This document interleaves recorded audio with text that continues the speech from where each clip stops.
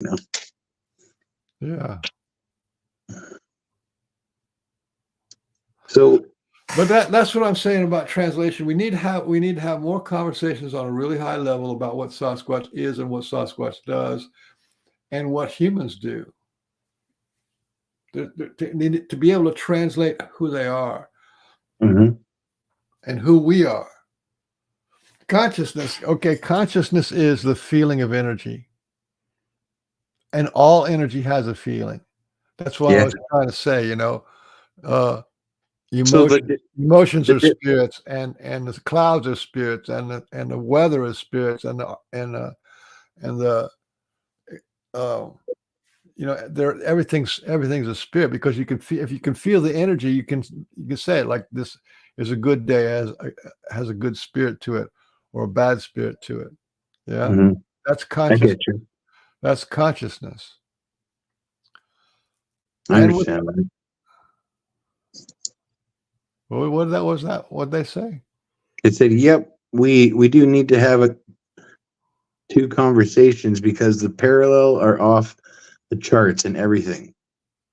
Yeah, sovereign cosmic wild man. Yeah, he's on the money there. Sovereign cosmic wild man. Yeah, he's a cool. I mean, I think I'm not sure. He's a cool dude for sure. I've only met him a few times in here. But that's a translation. That's a translation, right? That's a translation away from monster and a town monster or woods monster. The Sasquatch aren't monsters; they're humans. And you know, they're just like us in so many ways. And some of them, their holy men are truly holy men, and their shamans are true shamans, and that their shamans taught the American Indian shamans. You can't have them on this planet for 30,000 years in North America and them not teach the American Indians how to live, and because they're teaching us how to live right now. Spiritually transformative experience. And how many people have given up hunting? And how many people, some of them have even given up, you know, going into the woods? Their life is being changed by these people. Their life is being. Why would they want to give that up? No, some do if they. Well, like I love being out there, man. It's what that's like my home. Some people give up hunting, killing animals. I understand that. Some people give up going to the woods because they're afraid. Yeah, I'll give you my little 2 cents on a fear, right? One of the best things that the Sasquatch can do for a human being is to make them scared shitless. If a Sasquatch looks at you, they know what you need, they will give you fear to your bones. And if they do that, they do the biggest favor that they could ever do you, because once you get over that fear, it's smooth sailing, right? If you can, if you digest it and evolve it and munch it and mull over it, and you get past that fear, you know, if you're not afraid of Sasquatch, then you're not gonna be afraid of shit. You're not gonna be afraid of what your uncle told you or some bully in school told you. You know what I'm saying? It's and most of the trauma that people have, they're afraid. They're afraid of what people are going to say. They're afraid they're going to be judged. They're afraid they're going to be put down. They're afraid they're going to be insulted. They're afraid they're going to be trolled. So we live most of our life in fear. But if the Sasquatch can give you one big, powerful thing to be afraid of, then comparison, you know, which more scary? Somebody saying some insult to you, or a Sasquatch in your face? A Sasquatch in your face is 1,000 times more scary, right? And if you're not afraid of that, then you're not going to be afraid of some guy insulting you in a 7-Eleven. I've had that experience. And you're blessed for it. I had him in the face, and I had him scared of me shitless for 3 I call it the soul activation moment, you know? They can scare the fucking shit out of you, and it will change your life. Like, you won't believe, man. Like, the soul activation. That's how it happens. You know, it can happen through that as well. If you know what I'm saying. Yeah. But you guys haven't gone through it, so how do you know? Me? You need to I've witnessed it. I've witnessed it here with my You say friend I've not O.R.D. been- I see it you say happening. I've not been through it. Yeah, have you been through it? That's what I teach people: emotional release, primal emotional release. I'm talking about being scared I shitless. teach that, and I went through it because I I'm was talking about getting trained to do scared. that. And the whole point of doing that is that's the beginning of a actual shamanic transformation.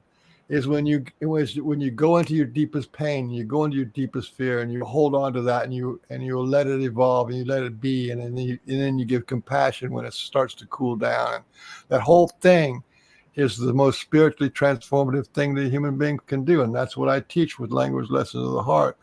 And that's why the Sasquatch. I don't have any fear of Sasquatch. Are you kidding me? There's nothing they can do to scare me. I never said that. Well, I'm just saying from my perspective, there's not. First of all, I'm not even going out in there, and I don't want anything. You know what? And I don't go out in the woods. They come to me, and they're here now. Just sit. Oh yeah, I just started off there. I had to go through I've had this scared. You know what it teach me? It told me that the Bible is 100% bullshit. That's what it taught me. Part of it. And you think I might be kidding, but I'm not. Michael has studied the Bible quite a bit in his life. In fact, it inspired me so much. In May of this year, I had a ceremonial ritual burning of the Bible around my seat.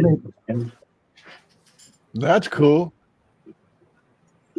That's definitely cool. That's a symbolic burning of black magic.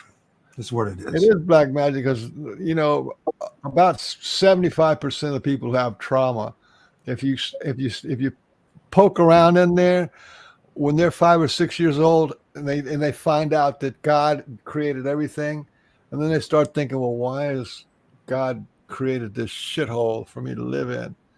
And then so they carry this resentment. They have resentment for the parents, resentment for their bullies, and then this resentment for God. When I used to do my workshops, it would be like you tell them to work on your mom and pop stuff, and then the last day of a 3-day workshop, I'd say let's go into the God stuff. Man, that place would just blow the roof off. People were screaming and yelling and raging and crying. And, oh my God, people have so much trauma around the God thing, the God guilt, the God shame, the God blame, the God everything. But that's not what it is. So what is God? Who's God? That's what I was trying to explain to you about the rock. God is just a rock. No. He's everything, man. Everything. No, it's not just the rock. It's astrology, right? It's the spirit of the day, the spirit of a person, the spirit of a word, the spirit of a feeling, the spirit of a location. Okay? Uh-huh. Everything is spirit. And what the Sasquatch and what the American Indians used to call it was the Great Spirit. But everything is a spirit. And God we would call the Great Spirit, but it is the same. Do you think it could be called the Great Transformer?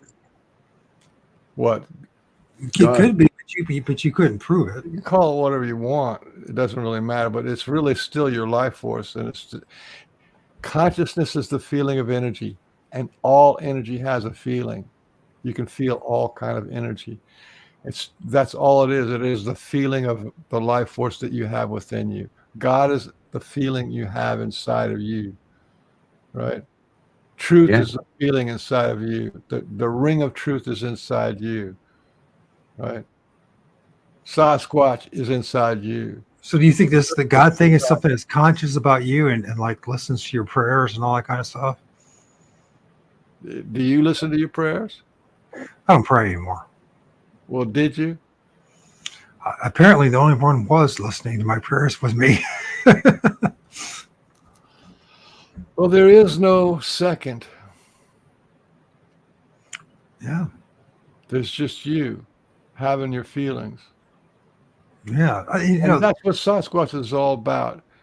If you going around looking for Sasquatch is kind of crazy because they're right here, right now, right?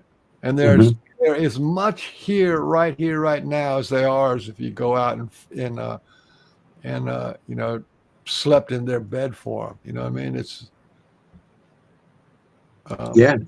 I mean, Michael captured video footage right out of his house. The reason why Mike's having a hard time is because you need to be able to translate all that stuff to the Bible, the evil, the lies, the deception, all that stuff. You have to. I studied it very well. Translate that stuff. Yahweh is the name version. He's an evil entity, and Jesus is an egregore and a made up thing. And when I was praying to Jesus, my life got worse. It didn't get better. And when I let go of all that stuff, it got better. Well, there you go. Nothing in that Bible is positive. Even Jesus teaches you have to follow him. You have to hate your father and your mother. You have to love him more than No. You kill them. Kill them dead. That's not what it says. Yeah, it is. No, it doesn't. It doesn't say that. It says, it does not say that. It says, people say I come in peace, but I come not with peace. I come with a sword. And That's to right. pit the child against the father and the daughter against the mother. And he also says you can't follow him unless you hate your parents and your siblings. Yeah. He's an evil spirit. That whole thing that you just talked about, where that comes from, is the Bhagavad Gita, right? The Bhagavad Gita. You ever heard of the Bhagavad Gita? Of course. Yeah. Yeah. And what is that? That is a story of Arjuna and Krishna, and they're in this battlefield. And they have the flag on their chariot. It's got a Sasquatch on it. It's got Hanuman on it. And there's this dialogue back and forth where Krishna has to explain in great detail to Arjuna that he's got to go and kill these guys because they're gonna take over his kingdom and kill his family. So he tells him you got to kill him. And the whole Bhagavad Gita talks about the moral, the spiritual, the intellectual advance that you get from fighting your relatives and fighting evil. Yeah. And So somewhere in that question. story, they in the Bhagavad Gita, there's a quote where they say that they part of the Krishna's army was the Sasquatch, the mountain monkey men, the Sasquatch people. So there's two scriptures in Hindus, the Ramayana and the Bhagavad Gita. Both of them are about battles done alongside the Sasquatch people. That's pretty cool. That is cool. I never knew that. That's pretty fascinating, actually. So what characteristics do you think the Sasquatch look for to appoint someone as an ambassador for the Sasquatch, and how many ambassadors do they create per region? And everybody's an ambassador. It's just it's an honorarium. It's not a title. And if you feel the Sasquatch people and you feel them in a good light, like they're your friends, they're your brothers, they're your mentors, then you are an ambassador for the Sasquatch. Because if you feel cringed when you hear about people talking about killing Sasquatch, if that gets under your skin, or that Sasquatch are monsters, if that makes you repulsed, then you're an ambassador for the Sasquatch. It's you keep them. You're on their side. You're on their side of the story. Do you think they can be killed? Yes. You do? Oh yeah. Why is that? Because I've seen one. You see one being killed? Well, actually, I got to retract that because I'm not supposed to say anything about it, so I won't. But yes, they can die. They are flesh and blood, even though they can go on to the other side. Because I know a Sasquatch that's 7,000 years old. but they do it by going to the other side where there is no time, and spends all their time on the other side. They just come here for a minute or two and then talk to their friends or leave their messages, and then they go to the other side. But that's pretty rare. That's like we have these ascended masters. Human beings have ascended masters that are just like that. And this guy named Babaji, he's like that. He's sort of been around for 5,000 years. And so there's people like that, where they go to the other side, which is what the other side is for the Sasquatch is no space. No space, which is what we translate as the all one, right? All or one. That's what I'm trying to get into this vernacular of oneness, right? Everything is one. But they talk about that they live in the no space. And no space means no time. And it also means there is no other. There's only one thing there. There's one, instead of being many, many, many, many pieces of God, there's only one energy, one consciousness, one mind, one being. And that one being is in no space. And that's how Sasquatch, and we are there too. When you hear mind speak, it's because that only happens in no space. When they go invisible, they go invisible with no space. When they do apports, that goes through no space. You know what I mean? When they know the future, when they pick out who they want to be friends with, they do that in no space. Because how can I read how can I, I don't have this ability now, but I did it one time, be able to look at you and go from the beginning of your life to the end of your life. There's these psychics that can do that. How can you do that when you haven't even lived the end of your life yet? Because the end of your life is already in no space, because there is no time, there is no beginning, there's no end. In no space, you can do that. And that's what Sasquatch are doing. Why do you think when people saw Christ walking along the beach, they dropped their fishing gear, left their boat, and followed him? Why do you think? They're possessed. They're possessed by an evil spirit.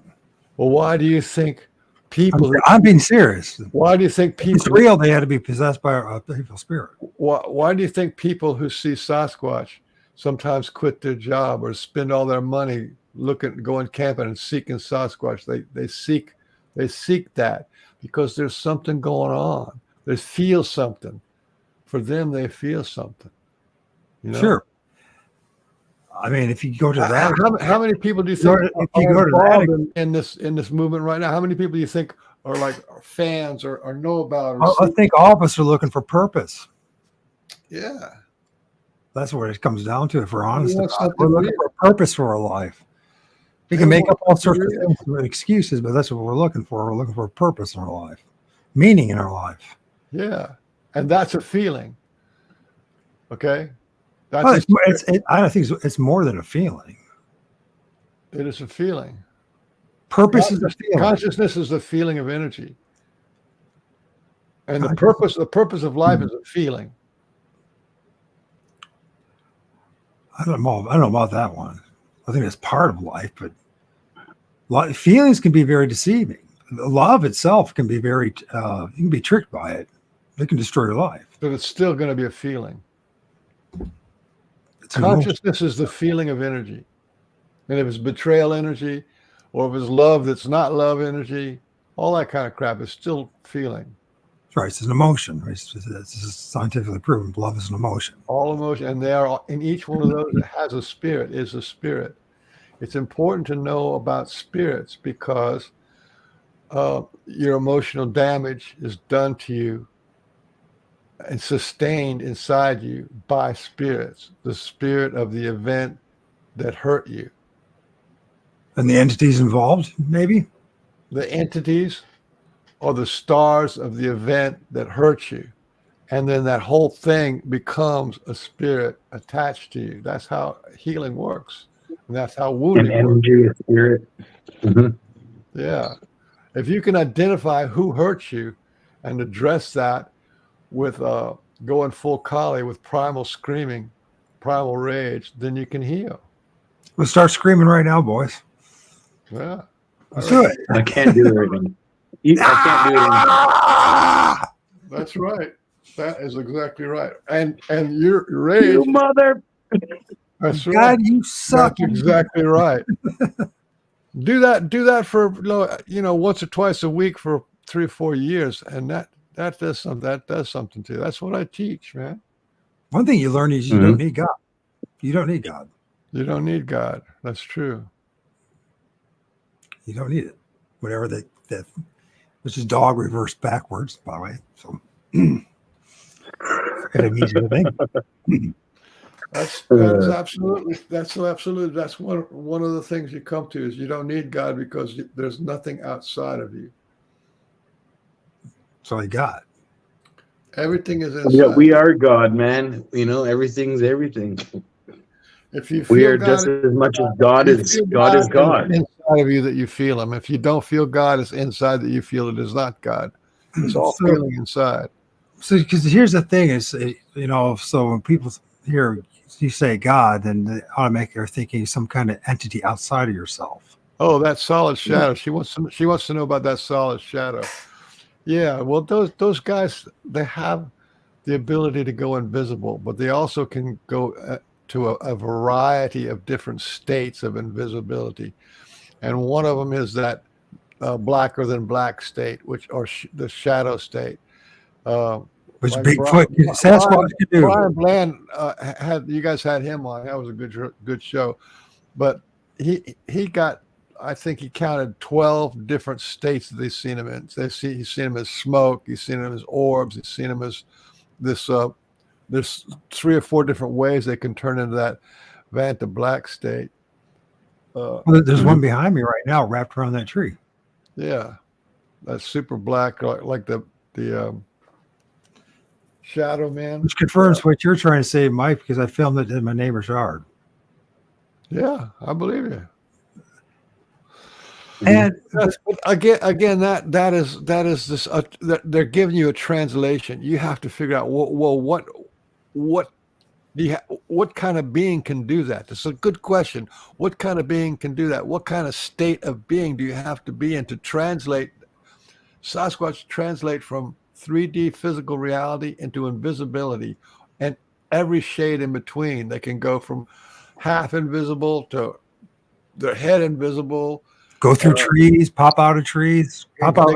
They can do all that because they're going halfway between this 3D physical world and into no space. And no space. With very few people are used to thinking in terms of no space. Like right now, I'm talking to you, and it's like me here, and I'm talking across the space to this camera here, and there's a little microphone over here. Right, and then it has to travel. So that's that space, which is 3 feet. And then it has to travel all the way to Ohio and to wherever. that's where JT lives, in wherever land. Wherever British Columbia. Me and Brian are neighbors. British Columbia. Well, that's space, right? But if there's no space, you know why? If there's no space, that means I'm in you, you're in me, and we're in this together, right? We're all on the same level, man. That's the reason why we connect the way we do. We're in a giant steel trap matrix. Another way. Do you know how remote viewing works? I mean, I know of it and kind of how it works. What is the average way of people think about it? What do you think? How does it work? I don't know. You sit there in meditation and focus on a point, and you, if you're good enough at it, you can see what's going on in these areas. Like wherever you're trying to remotely view. Right. So you can go. That's any point in space, right? Mm-hmm. And what about time? Can you remote view something in the past? They claim. I would say so. Yeah, I could say that. Actually, that's not true. The only thing I've ever heard about remote viewing is you can do the present. What about the future? Can you remote view the future? I've never heard anybody do that. Well, I mean, they try to get numbers and stock exchange, Bitcoin, all that stuff. They're trying to figure out what the up and down of the future. Well, obviously they haven't been very successful with that, then, have they? I don't know. It's about a $5 billion a If year. if you were that remote into the future, you would be one of the richest human beings on Earth. I can guarantee you that. Oh, I'll tell you this: every single country in the world has remote viewers now. Sure, but I think it's only really good for the present. I've never heard of it being any good for really the past. I mean, Goes past. I mean, unless you're like, oh, what's the guy's name? The sleeping prophet again? What's his name again? Edgar Casey. Yeah, he prophesied about stuff, or he was able to go to the past somehow. But I don't know if that was necessary. He was remote viewing. Well, anyway, remote viewing. This guy named Ed Reardon, I think that was his name is. Anyway, he said in an interview about remote viewing, he said, remote viewing isn't remote and it isn't viewing. He said what it is a feeling inside. So literally every single person that they ever tested, the U.S. Army did it. They tested thousands and thousands of young boys and girls to do the remote viewing program, and every one of them had some ability to do it. Now, how does it work that if you could say there's a planet in Andromeda, a planet, and you give a specific location on that planet and a year, let's say 1 million years ago on a planet in Andromeda, and these guys, they put 4 or 5 of them together or in different parts, and they remote view this thing, and they see was it something landed there or something happened there. How does that work? Okay. The only way that works is in no space. That means we are in no space now. Our energy, our soul is always there. That means our physical body is here. Talking about liminal, is the same thing as liminal space? We're trying to get out. No, it's like I'm saying, we, you, me, everybody, and all the people who are looking are already in every point of time and space now. We're already there, or else you couldn't remote view it. I understand what you're saying. But the problem with remote viewing is very hit and miss. All the people that I know who do that, they admit that it's very difficult to actually do, and it's usually specific. There's a lot of limitations to it. So I don't know how. You have to be. I mean, that might be something that enlightened person to be able to do it. You know. Well, the numbers are in the high 90s. If you get 6 people to remote view the same topic, then their data that comes back is going to be in the high 90s. So it's actionable. It's worthy of actionable talent. And then people have to have training and all that other kind of stuff. But even so, it can be done. I'm just using that as one example. You have clairaudience, clairvoyance, clairsentience. You know, you got psychic abilities. How does this stuff work? You know, that's what the Sasquatch is showing us. How does it work? You know, that's who they are. They're teaching us the magic of creation. They are, for sure. Anyway, so how do they do that? So give us the examples. You guys are both saying it, so why don't give us the examples of how they're teaching you the magic of creation? What are some things they taught you about the magic of creation? When they took me to that little thing, right? They took me to talk to this rock, and the rock turned out to be a rock god, and that went on for like 4 days, right? That was a good hint right there. There was something going on that was not normal. And then, I guess, and that's still in that first year. I was watching the Fur and Cedar is a YouTube channel, Fur and Cedar, and that was where Mike Patterson first got his. He was the first person to ever get 1 million views. It wasn't his video, but he was on Fur and Cedar. But anyway, they had Kathleen Odom was there. Kathleen Odom, I know her.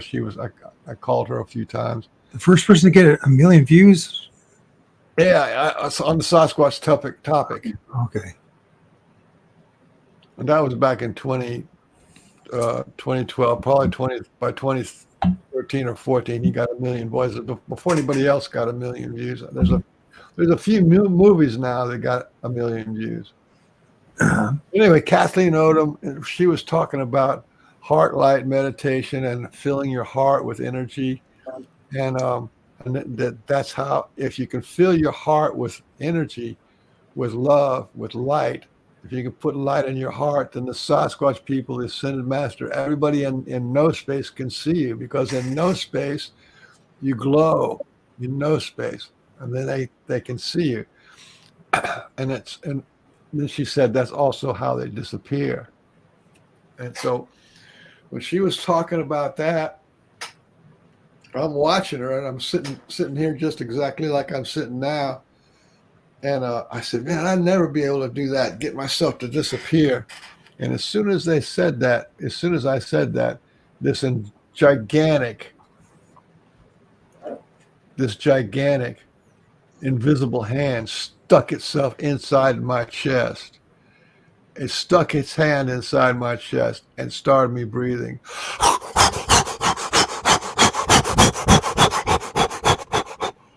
And I was breathing like a big bellows, like really hard, really deep, and really fast for a long time. And at the same time, that Sasquatch was pouring energy into me. And I've had 3 initiations, and this was one of them.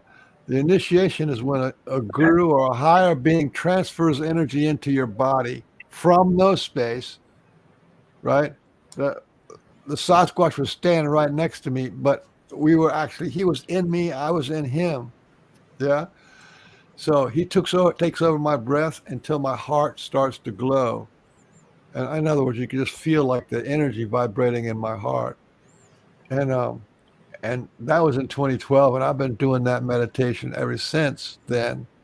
And about a year, 2013, 2014, they came back into my room one night and took over my breath again and got me. It was actually day, it was in the afternoon. They got me going so hard and so fast that if you breathe really hard, if you do that, like hyperventilate, you start to panic. And if you panic, that's when there's energy. This whole energy starts to hit you. You know, when kids do that, they hyperventilate, then they pass out, they laugh. But if you do that as an advanced meditation, then and then you have the right energy, you can definitely disappear. Because what happens when I panic, I was laying down, I sat up, and when I sat up, I looked down and I only had one leg out of my shorts. And I'm going, what? How come I can only see one leg? And I could feel my toes, I could feel my leg, but I couldn't see it, right? Mm-hmm. And I'm not the only one they're teaching. There was this lady, what's her name?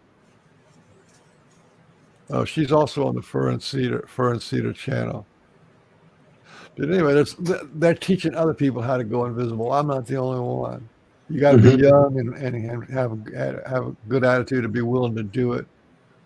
And I'm not the only one who's had them stick their hand inside their chest. I have another friend of mine, Sam, that happened to him too, and he was doing this heart light meditation that I taught him.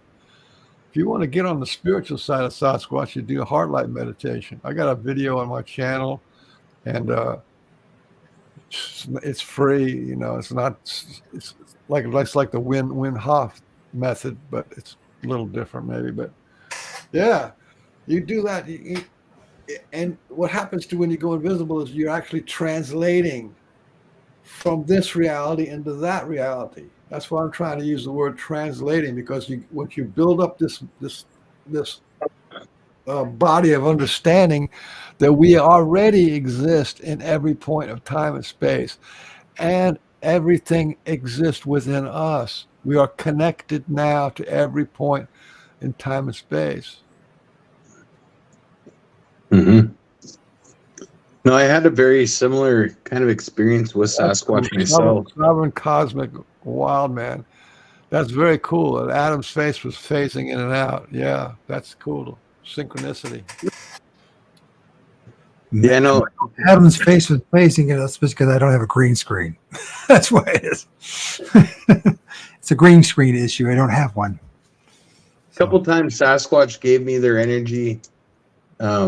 When I was first starting my Sasquatch journey here, I'd been doing Sasquatch Confessions on TikTok for 2 years.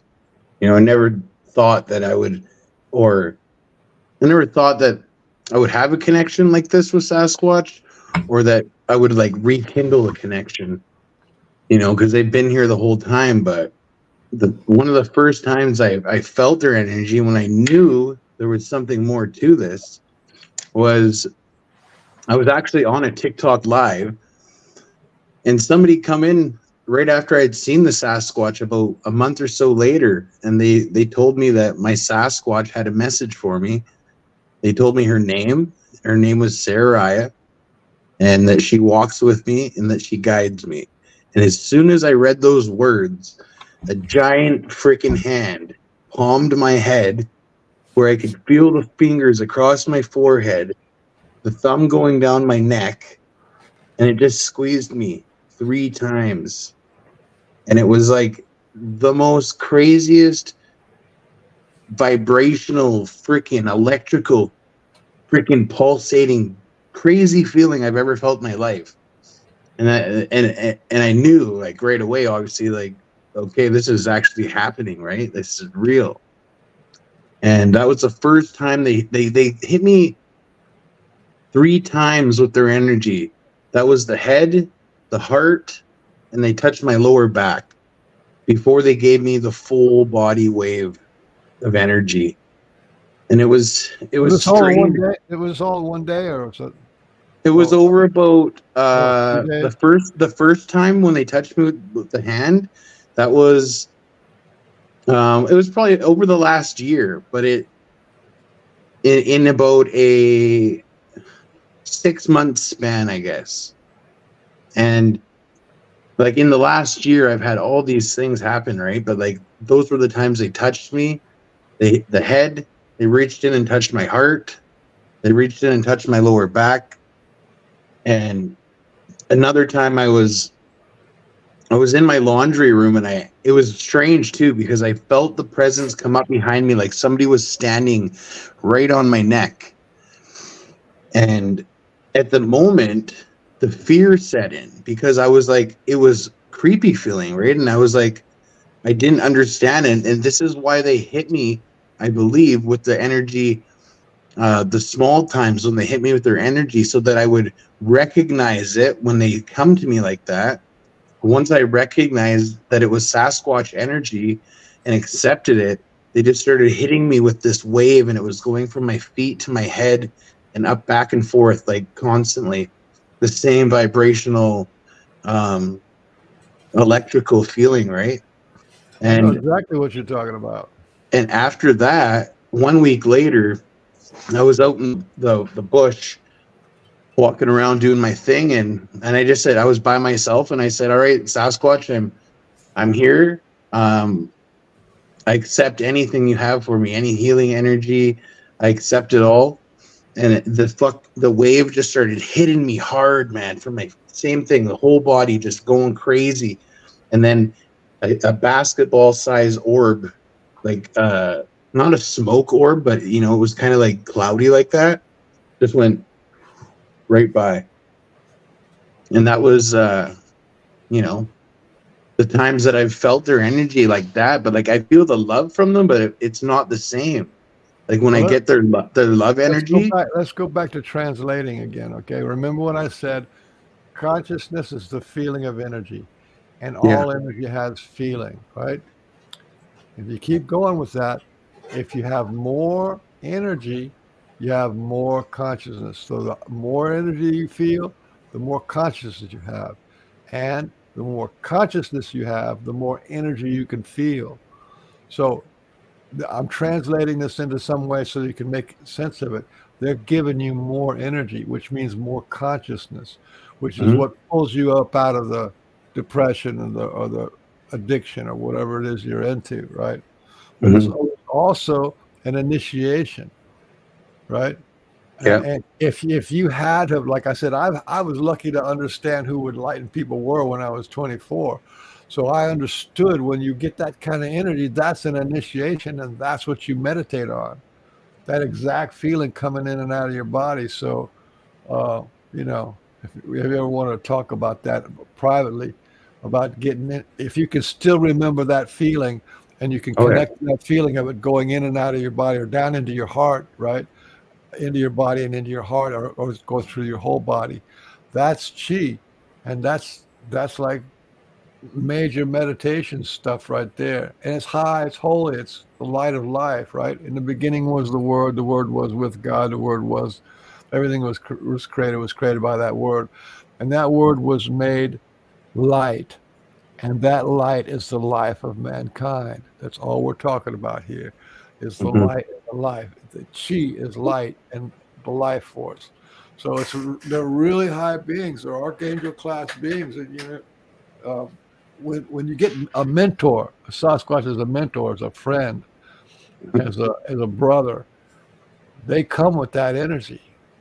Oh yeah, definitely. Like I've never experienced like mind speak or anything like that from a Sasquatch or my Sasquatch, but like they give me like these knowings and stuff and show me these signs and like that all of a sudden. I mean, for example, I've talked about this a few times now, but like I was rolling up a couple J's the other day.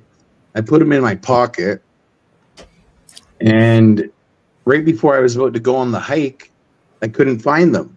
They disappeared out of my pocket, out of this tube that I had. And I'm searching my house, I'm flipping everything around, just looking around for everything. And I have this thought that comes in my brain that says that you're not supposed to be smoking out there. You're supposed to be clear-headed and level for this. And of course, I didn't listen to my Sasquatch or my connection. And I went to go roll a couple more. And as I do it, I look down at the table and I look up, and I just cleared this table off. Now the tube is standing right beside my hand. And the hike was literally canceled 10 minutes later. And I go, this is because they were trying to tell me this stuff, right? Like that's how I experienced it with these things that come to me, right? Like, do you get what I'm trying to say? Like they don't mind speak to me. They give me this information. They don't have to talk in words. If they can give you the energy and you understand what it means, that's it. That's a communication. They do the same thing to me. They don't have to tell me. They don't have to spell it out for me. They know I'll figure it out. And you figured it out. Part of the translation, right? Yeah, it's a translation into understanding. It went from an experience to knowing. That's the translation. I get it. Yeah, the Sasquatch people are something else, man. They really are. You know.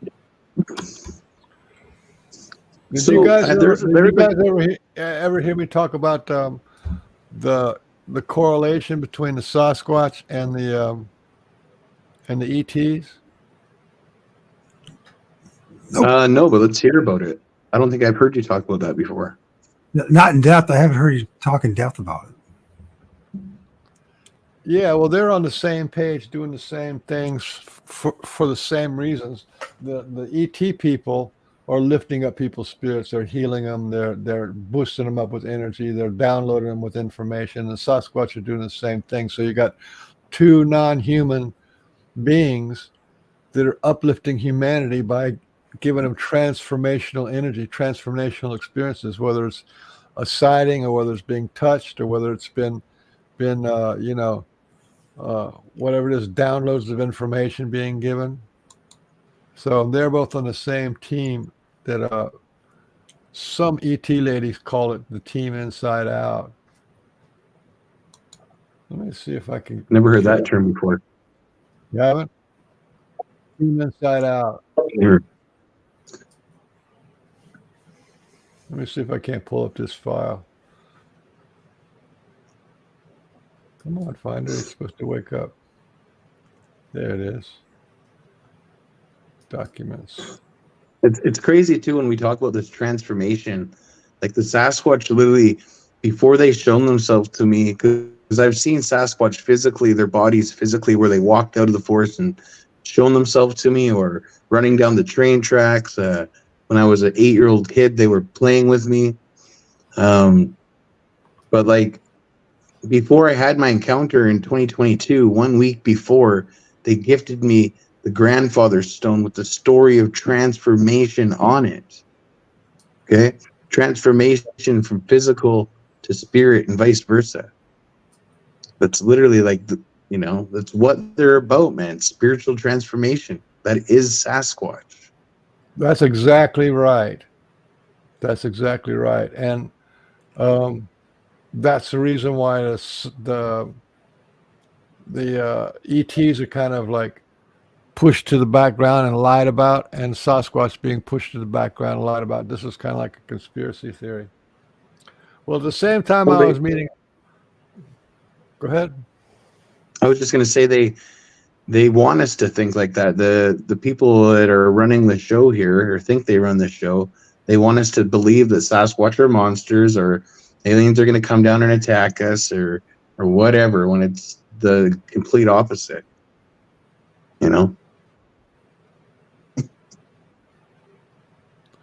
Diesel, that's pretty cool. I think it's true.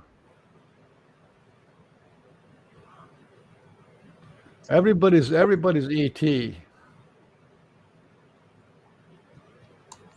Anyway, there was a question in the background. Somebody wanted to know this. If you've ever done like sweat lodges or participated in that kind of thing. Me? Yeah, you. Yeah. Sweat lodges. Powwows. Yeah. I got a little story about a powwow before I get into that. I went to one powwow, and there was a couple of Indian tribes in South Florida.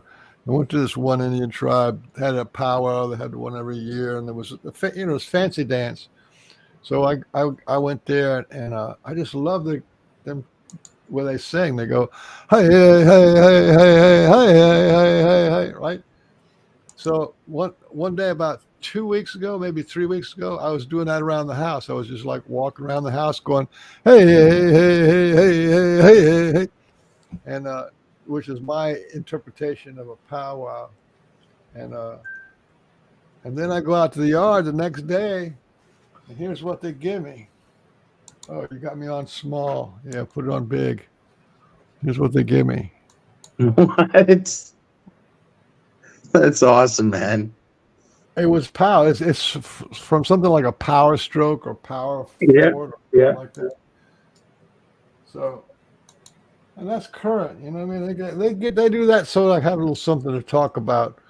Because, like I said, I don't ever go out looking for them. Then they come to me and just give me a little love notes and stuff. Yeah. Okay, so let's talk about history of and some interesting things about Sasquatch. In 2013, I got it hooked up with this guy named or 2014, I think.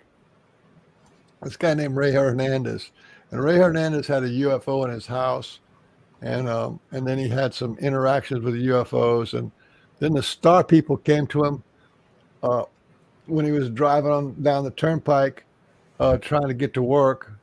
And they said to him, they took him out of his car, like was taken out of bed.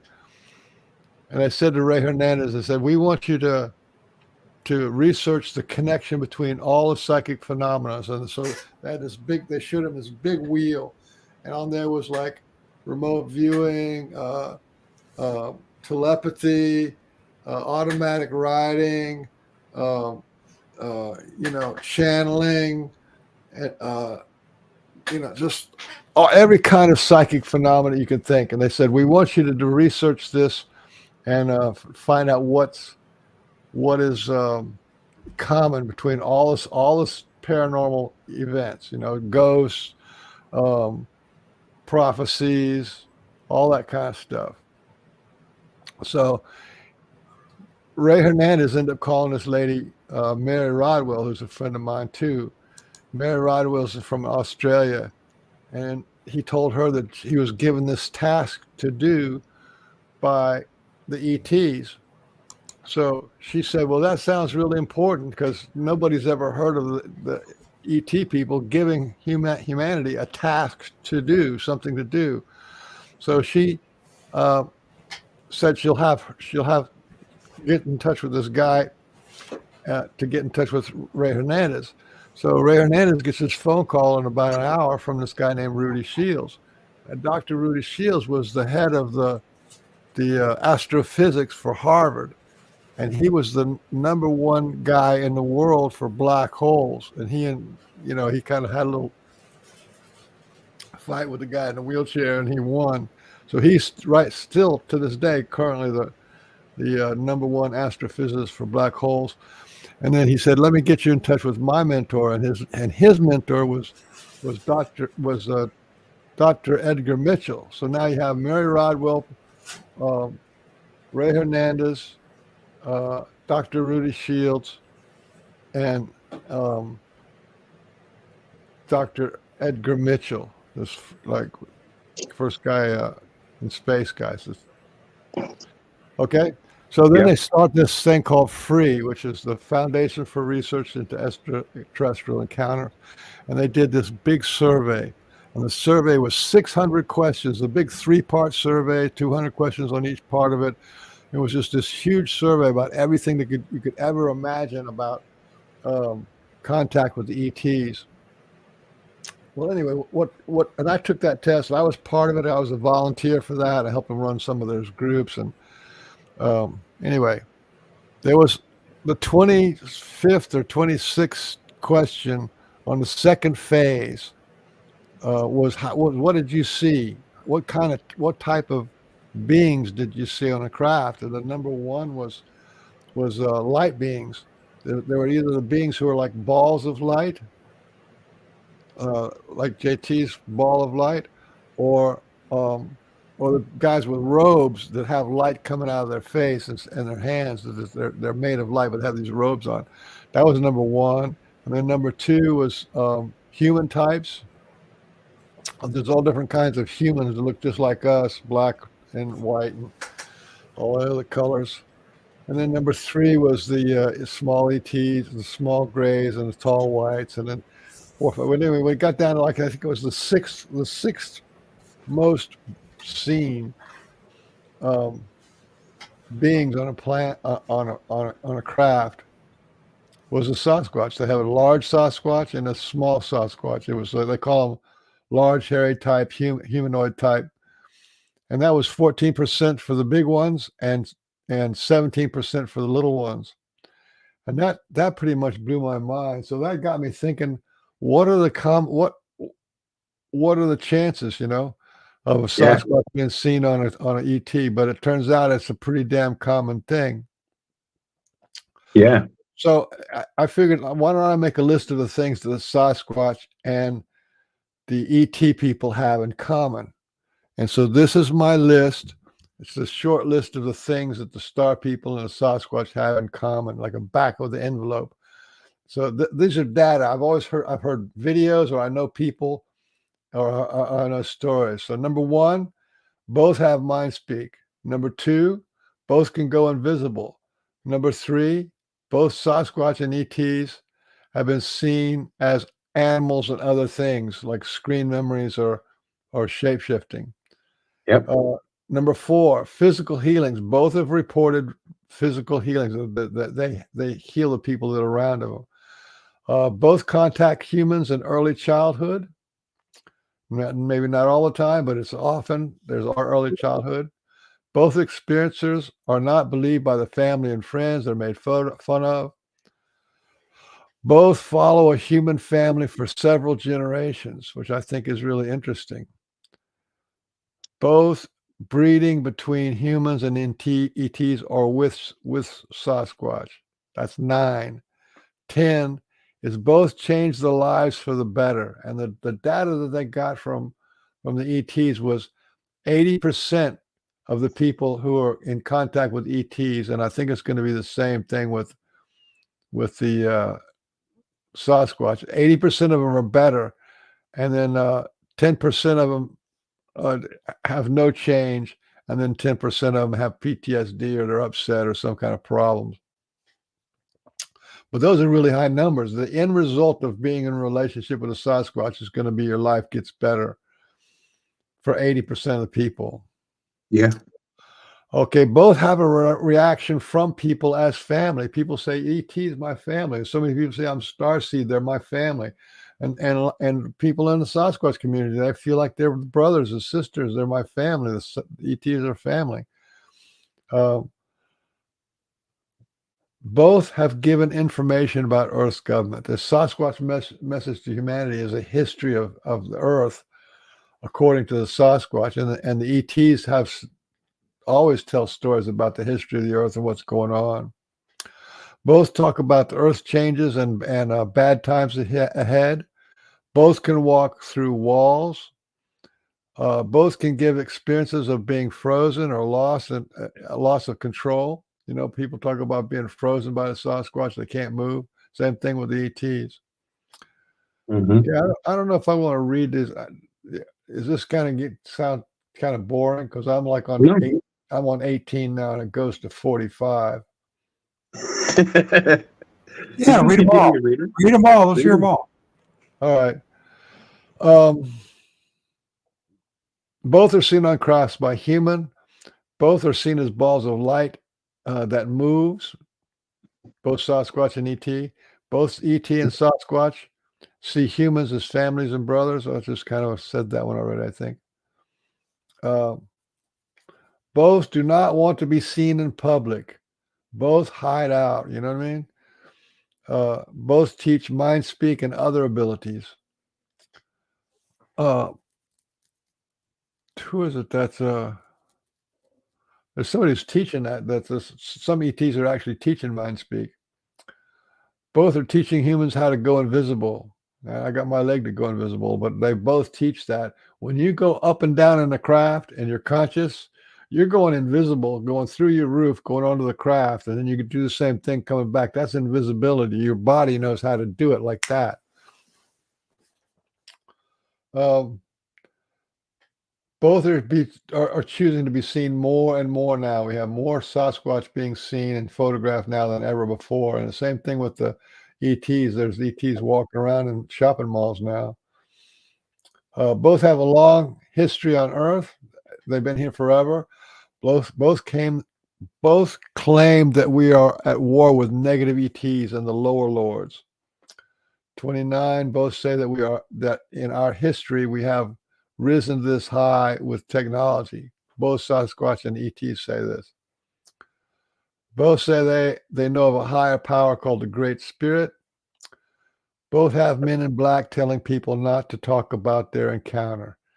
Is that true or what? There's actually stories of the men in black coming around telling people to shut up about Sasquatch. And that's very common with the certain people with an ET encounter. Mm-hmm. Okay, this is kind of a dark, right? Both have special operation teams to cover up the events and remove all proof. Both have experiencers report phone tap and physical surveillance. Helicopters are common in intimidation.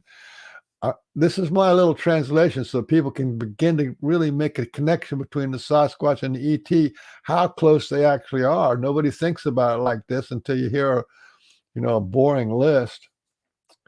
Both are made a joke by the mainstream media. Both had a large percentage of people hoaxing encounters and sightings. Both are reported to drain batteries and mess with electrical equipment. Exactly the same thing that the ETs do, the Sasquatch do. Both are said to have fleets of spacecraft. Do you have any questions about that? The Sasquatch have fleets of spacecraft? I've heard of it before. I've heard there's stories of them being seen jumping out of like what you would call one of these Tic Tacs or whatever, like a long white cylinder or something like that. They've been seen jumping out of them here in British Columbia. That's true. That's true. That's upstate New York. They do it too. But there's this lady who's a researcher named Barbara Lamb. And Barbara Lamb, she's a beautiful old lady with white hair, and she goes around doing crop circles, and she does ET stuff, and she's just really sweet. You can look her up on the internet. Yeah. So where do you get this? Where do you get this notion that Sasquatch has a fleet? I'm telling you right now. Flying saucers? Barbara Lamb went to South America, right? Mhm. And in South America, she knows that there's experiencers down there that, like, they have researchers like we got up here. And the researchers down there say that 50% of the people who are taken on a craft in South America, like all the countries in South America, Brazil and Argentina, all that, 50% of the people who get taken on a craft say it was a Sasquatch crew and a Sasquatch ship. Now, if they're not, our numbers are something like, since 1950, we got like 4 or 5 million people have been contacted or taken on a ship, right? That's what that's what the experts, insiders say. If those same That no one ever talked about this before. This is the first time I ever heard this. How many people have been taken on craft? By Sasquatches. Oh, I've heard of it many times, man. No, yeah. Many times. Yes, I have. we Yes, hear I about, have. we hear about Sasquatch. Where on Steve Isdale's show? That's the only thing you could be. Where else could you? Where did you hear about a whole bunch of people being picked up by the Sasquatch and flying saucers? Where? I want to hear this. I want to know the sources. Besides the one person. I just told you, Barbara Lamb. She's only one source. How many sources do you need? Well, I mean, I could say that Bigfoot Apparently, he needs a lot. likes to hang out in my medicine cabinet all the time. You know what I mean? Well, I just said before. I just said in the northern hemisphere that the people who go on a craft saw a Sasquatch 14% of the time, and the small Sasquatch 17% of the time. Okay. Yeah, but if you actually do the research about what they see when they have these supposed abductions, and that was from an academic, the 11 PhDs, an academic published paper. Okay, this is actual data. The only actual scientific data they have on Sasquatch is this one that they're seen on a craft. No, I'm not trying to be difficult here, Mike. That's 14%. And when this lady says, but there's multiple stories of things that look like human beings, and others that look like little human beings, and other ones that look like little furry things, and all different shapes and sizes. And that's the truth. There's all sorts of stories. You could find all sorts of stories of people allegedly having encounters with all sorts of different looking entities. Well, look, hold on. Let me read some more of these, because Sasquatch and quote unquote aliens and whatever, or ETs, whatever that means, because there's all sorts of things that they look. Let me finish my list, because right now I'm at 36, and you're starting to have this like kind of a cognitive dissonance thing rattling around. Well, of course I am. Yeah, he is. I give you 30. Yeah, he is. 36 well, I'm things. not. I'm asking a Yeah, question. he is. Any other person would ask who studied just a little bit about this and asked to challenge you in what you're saying. And that's all I'm asking. Where did you get the information? If the only source you got, I would suggest, and no one just take. Well, he gave you one. He gave you one, bro. No, that was just one. Just one. Well, how many do you need, brother? That one cannot negate the thousands of other ones. There's one lady who He's not saying they're all Sasquatch. No one said that. 50%. So 50%. The other said the other is aliens. In the northern hemisphere, it was, 14 and 17%, which was. I'm not trying to be a jerk here, man, but the same token, you got to think about the fact that this whole thing about Sasquatch about being honest. If you go look up Barbara Lamb, it's all about honesty. Go look up Barbara Lamb and ask her where her sources are. I trust her because I've been around that field for a long time. So that negates every place like Jacques Vallée and his work and all the other ones. How about John A. Keel and his work, and the hundreds of other ones talk about other different entities and different experiences. So both are made a joke about by the mainstream media and talk show hosts. Okay. Is that supposed to be led to me? I just threw that in there. Yeah, for you. A guy who actually has encounters and experiences with 37. Sasquatch. Both are said to have fleets of spacecraft. I'm not. These are data points. This is not proof. Data points. Some of your data points are flawed, man. That's all. A data point is a data point. Honest person would adjust it. So both have reports of missing time from experiences. Both do not use money or governments, right? Both the Sasquatch and the ET don't have a government or money structure. That's one of the main reasons they're being kept hidden. Okay, this is number 40. Both have the ability to bioluminesce from their eyes. I mean, it's light coming out of their eyes. Both appear blurry and as if at times they are not fully in our reality. So they can do that, cloaking business. And both spike Geiger counters as if they were radioactive. And both have abducted people. And both seem to be cosmic trolls scaring us in ways that no earthly creature can joke. Both have been seen going through portals. And I think there is more. But this is just the back of the envelope of the connection between, or the similarities between the Sasquatch and the ET people. So how do you guys know that the influence that you're having is actually Sasquatch, not another entity? I've seen them. I know them. I feel them. I know their love, not like you, I guess. I don't know. You experience them in other ways, brother. That's a cheap shot, man. No, I'm not. I told you, I'm not a member. It definitely is, bro. It is. I'm not the member of the cult of Bigfoot. I told you that. Neither am I. So, and it's, if you have you know who I am, and I'm sorry if you're not comfortable with me asking questions, but that's exactly what a religious, dogmatic person would be. Anybody that is threatened by somebody simply asking a question or challenging. I'll answer your question. If I talk to you on the phone 3 or 4 times, and then somebody just hands you a phone and it has my voice in it, how will you know it's my voice? I'm talking to you. How do you know it's my voice? You wouldn't know. Huh? You wouldn't know. Well, you wouldn't know. Okay. But that's how you do it. Because what you said, you just said that the latter part is somebody else is pretty much mimicking your voice, right? Hey. No. If you know who I am and I talk to you, right? Mm-hmm. Like that. I mean, this is something that anyone who's been doing this stuff is a serious question. Okay, and now can you hear my voice? Yes. How do you know it's my voice? Because I know you're still on the line with us. You didn't drop off and somebody took your place. Well, there you go. If you have an experience with a Sasquatch, you feel it, then the same feeling comes back, and that's the Sasquatch feeling. That's fine, but I asked a very simple question. How do you know it's always going to be Sasquatch and not something else, and you're misinterpreting it? You don't know. You won't know until you feel it.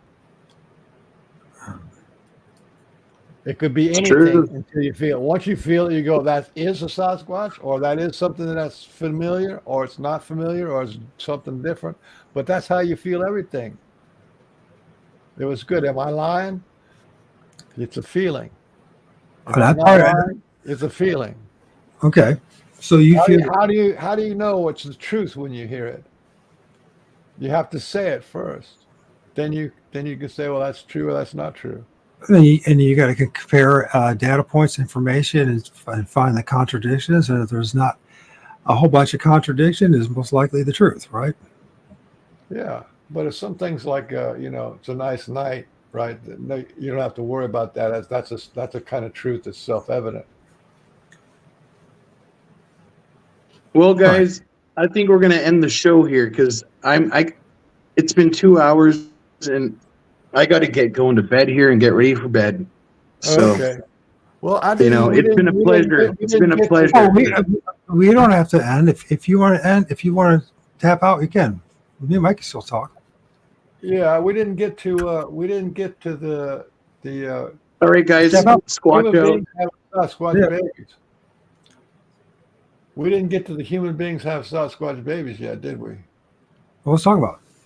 Huh? Let's talk about it. Let's hear about it. Here you go. Well, that's kind of a long story. Maybe I could do that another time. But I know of the 6 people. I interviewed 3 different women who are the biological mother of Sasquatch children. And then I heard of 3 more. So that's six women who've claimed that they have given their genetic material to have Sasquatch children. And one of these people. So did they have intercourse with these women? No. I gave you that picture, right? Remember that picture I gave you? Yeah, I can look it up. It was on the comment of everything but the kitchen sink. So I hope you understand where I come from, Mike. It's not that I'm just challenging you. I want to know the truth. And you'd have to do some research. Ask the Sasquatch people. Ask some more people. You'd have to go look into it. Call up Barbara Lamb and ask her who she got her information from. She's a nice lady. Well, I'm talking to as many people as I can to find out as much information again. Then just put this over in the back of the corner where it's just like on the maybe file. Yeah. Well, no, that's what I'm doing. But I sense, first of all, JT was annoyed at the fact that I was asking questions and challenging. It didn't bother me too much. No, because you're adult. But the thing is, we can't just do this blindly like with some kind of cult or starting a new religion. All right? I mean, unless that's what you want. I deal with data points. I don't get into this proof. I don't care about proof. I don't look for proof. I'm not a researcher. I just have data points. That's something that somebody said. But ultimately, at the end of the day, the only way we're going to know the truth is that which we can actually, with our senses, experience. This is what you feel inside. And you're not going to get it from. Well, one time I felt that Jesus Christ was my Savior, my Lord and Savior, right? One time I felt that the woman that bore my son really loved me and really was going to stick it out. There's a lot of times I feel stuff and thought stuff that turned out not to be true. And so as has happened to you and everyone else. So feelings, you can't just trust it alone on this stuff. This is very dangerous. The feelings are constantly deceiving us. That's true. The feelings of being deceived. That's true too. The feelings of hopes crushed and being lied to. Yeah. Yeah, and let's be honest, we all have been lied to. And once you start really learning the truth, you realize we've been lied to about every frickin' thing. And that's not just an exaggeration, especially when you talk about mainstream, the people, through television, through public school system, through college and university, through our religions, even many of the institutions, if not all of them, have lied to us. Yeah. And I know that sounds really negative, but that's the reality of the situation. Yeah. It's the reason why we're all so freaking confused and bewildered and still to this day searching for the truth at a very base levels, because we've all been, hoodwinked. Are you talking about this picture here? No, I'm not talking about the picture there. I'm talking about our reality, the world around us, what we've gone through. Oh yeah, we're in a hot mess right now. It's almost like a demon war. It's like we're in a demon war. We don't know. We're the victims. Well, I think so. I mean, if we're really honest about it, Mike, I mean, to look at all the people of suffering, the pain, the confusion. You talk about oneness and being one and like some kind of unification type of thing, and people changing. And I'll be honest with you, I don't see it. I hear a lot of good talk. That's about it. That's it. You know what I mean? I mean, look at politics. Politics is dualistic, Hegelian. Don't look at politics. Well, it's another institution that's lied to us. Yeah. So we're against all these different realities. I'm not talking about politics. I'm talking about Sasquatch being born on craft. Sasquatch being born on what? Craft. On craft. Well, we were talking that word, so we can get back to there. So Sasquatch was born on craft. Why do you want to talk about politics on a Sasquatch thing? I'm talking about the fact that because it's all collectively speaking, we've been lied to, deceived about everything. Question about that. We've been lied to for 6,000. So I don't think it's really unfair of me to ask you or anyone else questions. Not as an attack on you as a human being, as a man, because I want to know the truth. That's all. Yeah. Don't you? I gave you academic data. It's actually published. All right. So your claim that one person says that 50%. No, there was, and then on top of that, okay, there's one data point is that people in the northern hemisphere see Sasquatch on a craft 14% of the time. Of all the people, 14% of them see a Sasquatch on the craft. That's a lot of people, considering there's millions of people being taken. So do you believe that these are physical craft, like nuts and bolts type thing? Look, this is, like I said, this was the Dr. Edgar Mitchell Foundation for Research into Extraterrestrial Encounters.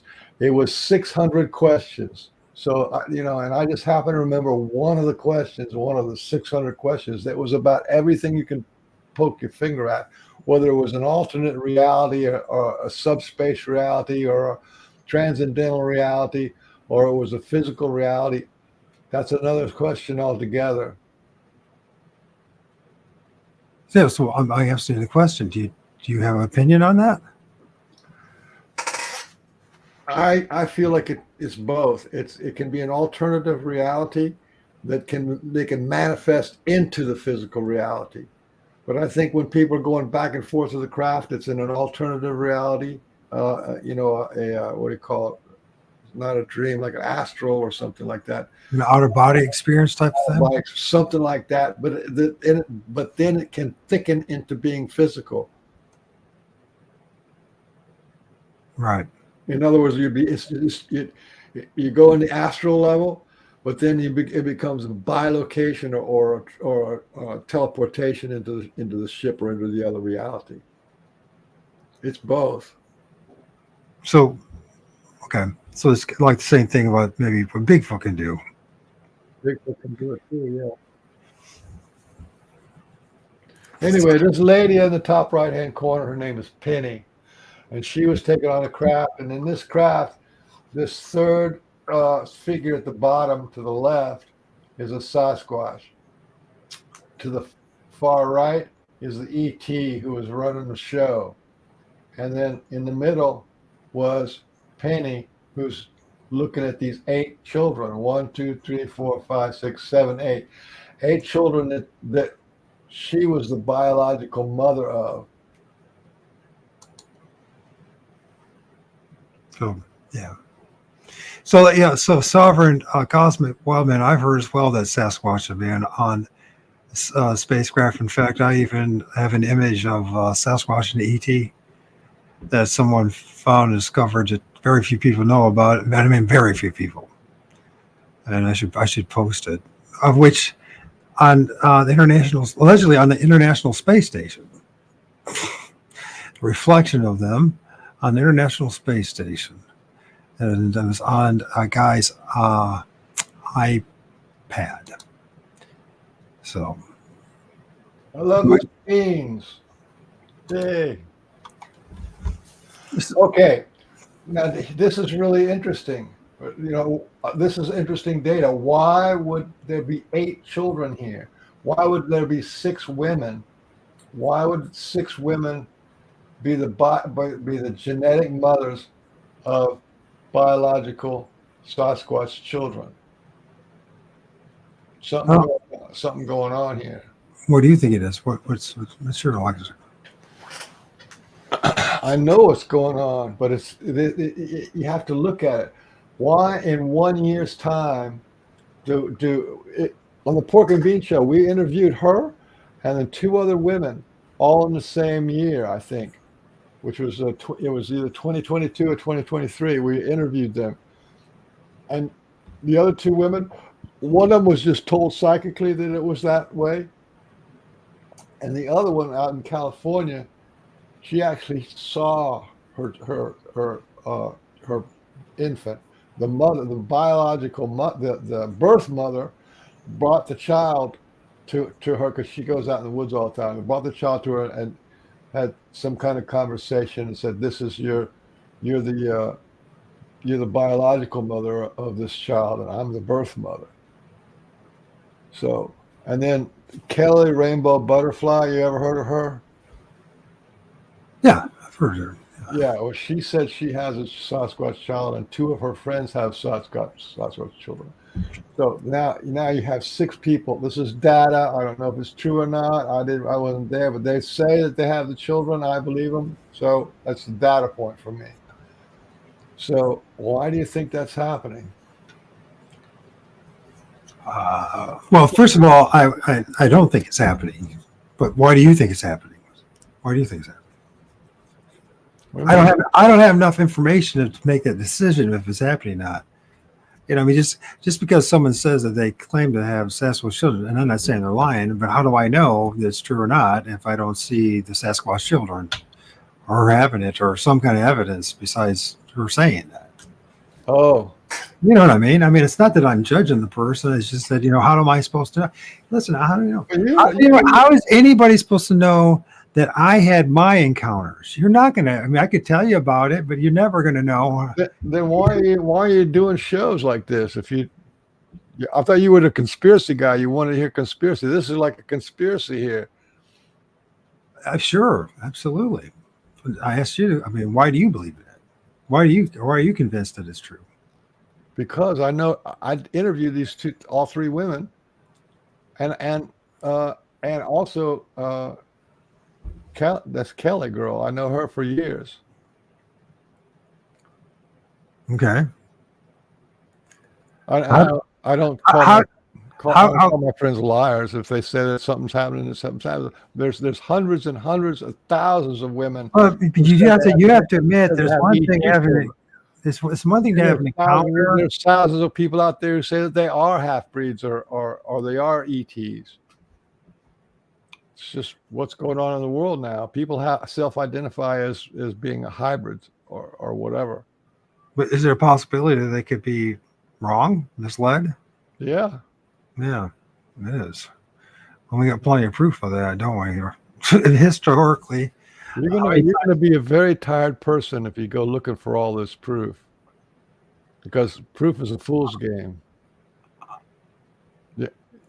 I'm not going to be wasting a lot of my energy and time trying to look for that. I mean, I'm certainly not going to be looking for someone who claims to. I mean, I'm not going to avoid them, but I'm not going to go on my way trying to find someone who claimed that they had a Sasquatch baby. You know what I mean? It's like one of those things that it's like, it's just a claim. Well, then you're going to have. It's just like a claim to say that Jesus is the Son of God. What if you have? The only. What are you doing? Then what are you doing with this show? If you're not going to believe anybody who says anything, if you're not going to believe anything that anybody says, then why are you even having a show? I want to know the truth, and I've had my own encounters with. It's called Bigfoot. Well, I don't know what's so funny about that. Well, how can you say you want to know the truth and then you refuse to, to what? Just blindly believe what everyone says? No, to accumulate data. You have to accumulate data and vet the data. Right. So how do you vet? You can't reject the data first. How do you vet it? How do you prove that the ladies had Sasquatch children? You talk to them. Yeah, but that's not enough. I mean, I could say that I'm from Mars. That doesn't mean I'm from Mars. Well, like I said, I'm not going to go down that road. That's a fool's game to do that. Looking for that kind of proof. You can't even prove you love your dog. Well, you can demonstrate it. You certainly can. You know, That's just not proof. That's if not you're proof. well, love is an emotion, right? So fair enough. If that's what you're talking about. Yeah, But that's not proof. That's not proof. You see but what we I'm saying? It's a attributes it's a attributes fool's of love, game. like attributes are like commitment, loyalty, you know, putting their If you had to go around proving each one of those things, you just could be a tired old man after a while. Yeah, but what are you talking about, man? So you were saying that you have this like program, right, to help people do this, to be relieved of all this negativity and all this the trauma in their lives. But isn't that way? I'm not hung up on beliefs. I'm not hung up on the truth either. You only operate on one or the other mentally. That's the only options you got. Look, I have memories from the beginning of time. I spent more than 2 years looking at the beginning of creation and feeling it all out. Am I telling you that's the truth? No, it's just an experience that I had. It's a spiritual experience that I had. Is it the truth? I have no idea. I remember a lot of my past lives, and if you ask me, how do you prove that? Even though I have relatives and friends that were on the other side, but that's not the same thing as the question. I can't prove any of that. And I don't even want to prove that. I'm not in the game. That's not the same thing as claiming that you had a Sasquatch child. It's far different, drastically different. You can make a claim to say that you had many, many lives, because you and I know there's no way to verify it, to prove it to anybody. It's just your own personal experience. Yeah. So when it comes to having a child, there's ways of proving whether you have a child. If the lady, are you going to call a lady a liar to her face if she says I had a Sasquatch child? What are you going to call her, a liar? Prove it? I mean, nobody does that. You just quietly think she's crazy and walk away.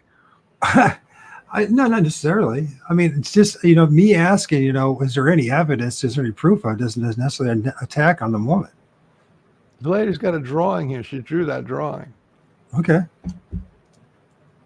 And she has this compelling story. So she claims that she had a Sasquatch child. 8 of them. 8. 8 of them. 8. What was 6 out of 8? What was it? Listen. I'm your guest. Listen, 8 Sasquatch children. This is important because we're translating I'm trying to point to something, and this isn't it. This is only part of it. Like, why would all these Sasquatch need human beings to have? Sasquatch are quite capable of doing the boy-girl thing, and they can have their own babies. Why are they doing this now? Well, then there's allegedly a couple stories that they've been doing in the past, right? So what do you mean, why now? There's supposedly a couple stories out there of other people women having supposedly Sasquatch children, right? Those stories. I mean, they're stories. I mean, they can't be confirmed, but there is stories out there that there are 6 different agencies that are killing Sasquatch en masse as we speak. I'm trying to get to that point. So that's the point of the story. Is there's rumors of agencies, black ops, squads, trained operations, and it goes all the way down to the regular, people in like the police officers and the Bureau of Land Management people. They have their own little teams that do stuff, but there's stuff that's going on in mass But you do understand the contradiction. What I'm saying, Mike, is because if they have these ultra-dimensional powers, these supernatural powers. What I'm saying is the birth rate right now does not keep up to the death rate. Try to understand what I'm saying here. What you're saying is that we're more powerful than Sasquatch, because apparently our guns and our military and our SWAT teams are more powerful than Sasquatch, and its interdimensional ability. Now you're catching on. Right. What I'm saying, it doesn't make any sense, the story that they're going around with these SWAT teams killing all these things, if we're also saying at the same token that they have the ability to just vanish or to go over places and to transform or whatever it may be. You know what I mean?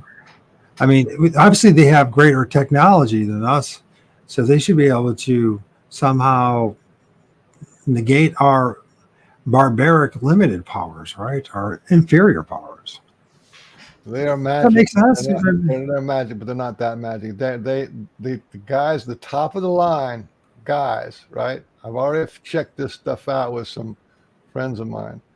The top of the line people are going out there shooting Sasquatch. They can clear a whole mountain from one end to the other in about 45 minutes because they got the technology to do it.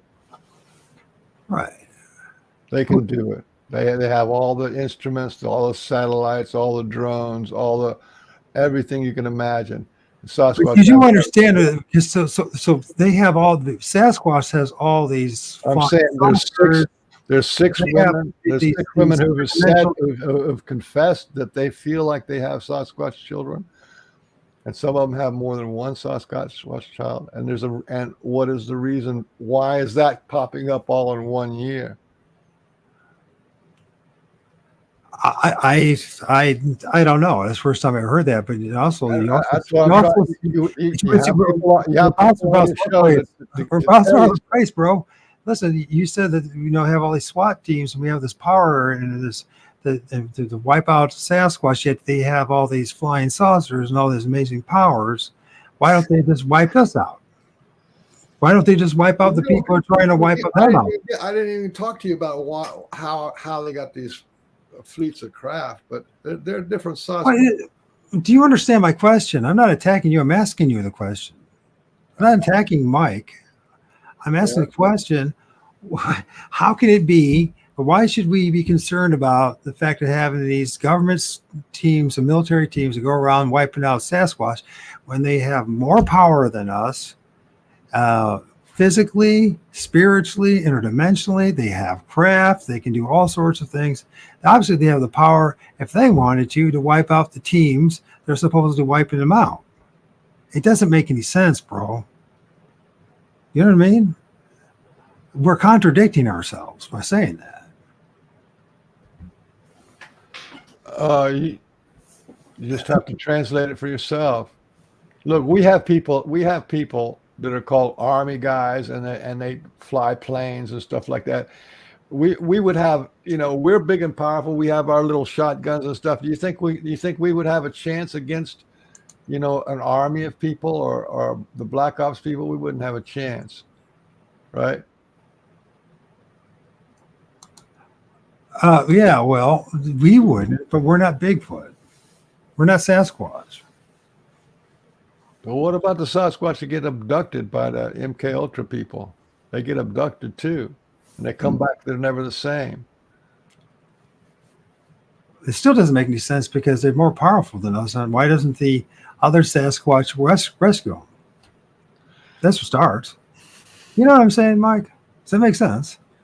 I mean, if they have this power, how can they possibly be abducted by us? They are flesh and blood, and they don't go. They don't go into caves. They don't have caves all the time. Some of them do, but most of them are living out in the open. And any drone flying by first of all, they know where they are, and they can just take them out.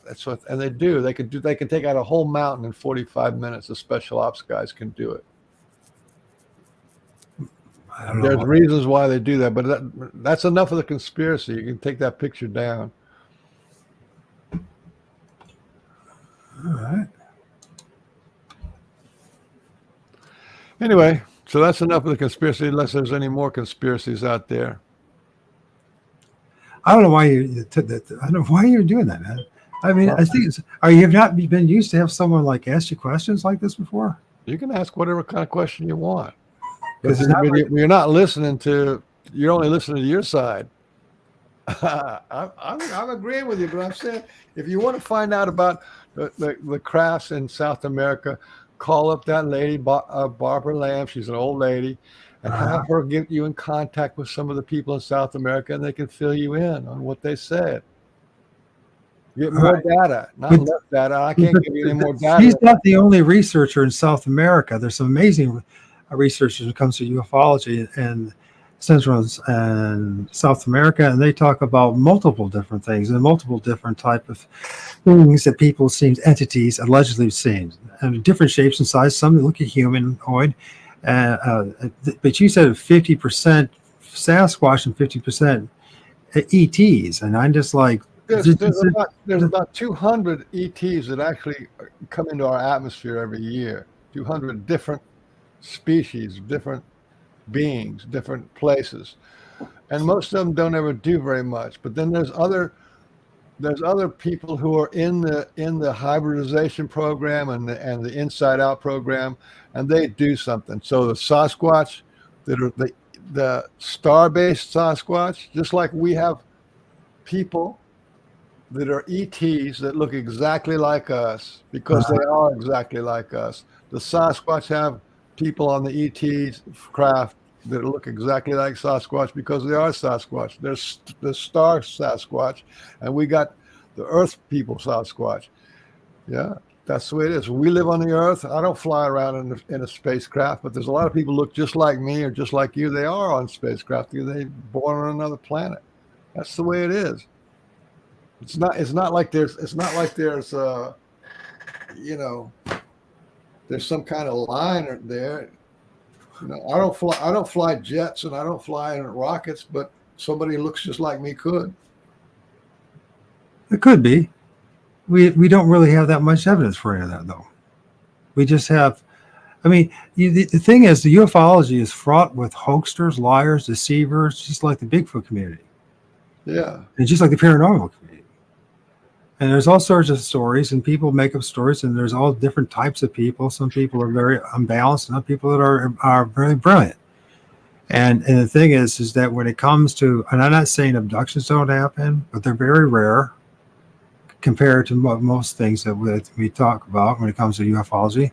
And when it comes to like Bigfoot, I mean, we're talking about a woman having a Bigfoot, a woman having a Bigfoot. One of us, right? I mean, that's extremely rare, and that's extremely out there, bro. And it's like, that's like something that. Well, that's good. I told you something you didn't know. No, I've heard of this stuff before, but I haven't heard of this particular one about this lady having 6 children. And yeah, I would love to talk to her. I would love to hear her story. I mean, the problem is, though, we can't be like these religious people. I find this in all, it could be Christians, it could be New Agers, it could be whoever it is. You start asking questions, everything just falls apart, and this is wrong, man. This is what dogmatism is, and this is when we live. Well, no, that's not ideology. See, look, you see things in the woods that I don't see. And I can't say, that's not enough. I can't be telling you that's blurry, that's not real. I can't give you all that negativity. If you see it in the woods, then you see it in the woods. And I don't have any really right to say I don't see it or it's just a shadow, right? That's okay. I mean, Brian did that to me Monday. That's okay. I do that all the time. If people it's quite reasonable. It's quite reasonable for the people. If people say that they saw a Sasquatch, I believe them. How hard is that? If people say that, but that's a lot different than I had 6 Sasquatch. I had physically bore 6 Sasquatch. She didn't birth 6 Sasquatch. She was the genetic donor for 8 Sasquatch. Genetic donor. They have her genetic. So then, how did she know that? How does she know certainly if that's the case? If she didn't bear them, she was genetic. How did she know that the entities or the beings that she was interacting with, whether in reality or psychologically or spiritually or look, after the show, I'll hook you up on Facebook, and you can ask her all kind of questions you want. Well, yeah. I mean, do you know how did she know that she actually had that? How did she know that they weren't deceiving her? She was taken on a craft by a Sasquatch and an ET. And the ET and the Sasquatch. That's a violation right there. Is that person saw her sovereignty and crossing line and just taking you? You're just being chatty. You're just going to say deny everything. So let's. I'm not denying it at all, man. What I'm saying is that we have to ask these questions in order to have a solid something solid to hold on to, except for just hear something. You know what I mean? I don't think it's unreasonable, man. I really don't. I'm not saying you're unreasonable, but you can't go around calling people liars if they're saying that's what they saw. What you see in the woods, you see in the woods. What she saw on the craft, she saw on the craft. So when I was saying earlier about that 50% Sasquatch and 50% alien, that doesn't make any sense. And so I say that's lying because I know there's multiple researchers, there's multiple books out there that will tell you the complete opposite. That people are seeing I mean, look at Jacques Fillet's work. Look at all the, Passport Magonia. I mean, read that book. You're like, shit, people are seeing little people on supposedly on spaceships, little dwarf Bigfoot things, all, different types of these COVID we think traditionally as aliens. You want to know about that stuff? I already told you. Go to see the Dr. Edgar Mitchell Foundation for Extraterrestrial Research, FREE, and you'll get 600 questions of what did you see on the ship, and what was your experience, and when did they come and take you, and what kind of blood type did you have? Everything you want to know, they have already got. What's consistent is it's like out of body experiences. You get basically 600. Was it in the dream time? Was it physical? Was it an alternate reality? All those questions were there, and you could go look it up. Sure, I know you can, and you'll find all these different answers. There's no solid. You'll hear that there's a certain percentage of people felt like it was an out of body experience. A certain amount felt like it was a physical craft, and there's a pie charts and all that kind of graphs. This was, like I said, an academic study. Look it up. Anyway, I want to go. It's getting late. Okay. Well, I appreciate you being with us, Mike, and I hope you do realize I wasn't attacking you. I'm asking questions. And I'm just asking to get some clarification. This stuff blows people's mind, but you can't be the guy who says that you don't see something in the woods. If people see something in the woods, you just let them have it. Absolutely. I mean, that's how my attitude is. I mean, if you have experience, you have experience. That woman, she says she had 6 Bigfoot children, and eight. Okay. So I thought it was 6 out of 8. 2 were human. First we started this, it was 6 Sasquatch and 2 human. And now it's 8. Okay. My apologies. So, but the thing is, it's not unreasonable to ask the question, how do we prove that happened? Because that's like something physical. You don't prove that it's happened. You just collect data. And that's what I was doing. First one lady, then another lady, and then another lady. And now we're up to 6 ladies. So for me, it's 6 data points. Whether they're all wrong or half of them are wrong, I don't know. But there's 6 data points that says that that this is going on. And then I have these other data points that say that there's people out there killing Sasquatch in a mass scale. Go look that kind of stuff up. Go talk. It's a rumor. I mean, I know. Right now, there are literally thousands upon thousands of people that call themselves Christians that belong. There's 48,000 different Christian denominations, not 8,000 or 6,000 out here. 48,000. Just an example of the human condition, right? And right now, there's a whole bunch of people that yesterday said the world was going to end yesterday, and they were wrong. And they said that a week ago, and a month ago, and 5 years ago, and 50 years ago, and 500 years ago. So people say a lot of things and make a lot of claims, and they say they've talked to God, and they were prophesied something that was going to happen, and it didn't happen. In fact, why are you saying this? Because somebody says something, especially when it comes like something we're talking about, I think it's not unreasonable to say, is there any evidence for this? Outside of hearsay, because hearsay gets us in trouble all the time. Like, I share my experiences with Sasquatch, but I always tell people that I do not expect you to believe me at all. In fact, I tell the people listen to me that I question if you just blindly believe me, you might want to think twice of how you're thinking. I'm not saying anything about believing me. I say collect data. If I put this data out there, then maybe somebody else in your audience will say, I heard about this. One of my friends did this, or maybe that, you're saying you just put the data out there and see what happens. Right. But all that is a claim. Until it's verified, there's nothing more. It's like the whole thing. Here's a perfect example, Jesus, right? The Bible, the only thing that you have, anybody has about Jesus, I right? don't care about. I don't. I'm here It's to talk about just God, not the Bible. I don't it's, care about the Bible. Don't care about politics. but it is an example. I care about Sasquatch getting killed, and that But their how birth could- that their I- death I- rate outruns their birth rate. You know, is that true? That's a good question. Is that true? Is there more people killing Sasquatch than there is Sasquatch being born? That's a good question. Why don't you look? We don't have any evidence one way or the other because we would know because we would have bodies. We would have evidence. We have carcasses. We have bodies. We would have some evidence out of hearsay. We don't have any of the that. special ops are doing it. Well, that might be the case, but we're still in the same situation. You got ETs, right? You know, when the first ETs crashed on Earth was 1943, which is after the first bomb. They blew up the first bomb at the White Sands. No, what was the name of that? White Sands. Trinity. It was a Trinity Lake. That's Trinity. Yeah, for instance.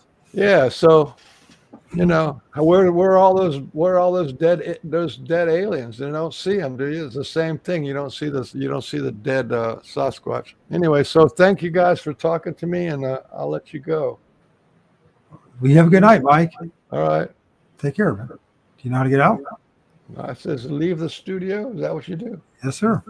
Bye-bye. Thanks everybody for putting up with us. Yeah, hopefully we'll talk again soon. So, anyways, I wasn't trying to be a jerk. This is something I really am not trying to be a jerk. I like Mike, and I love my bro, JT. Sorry, JT. And I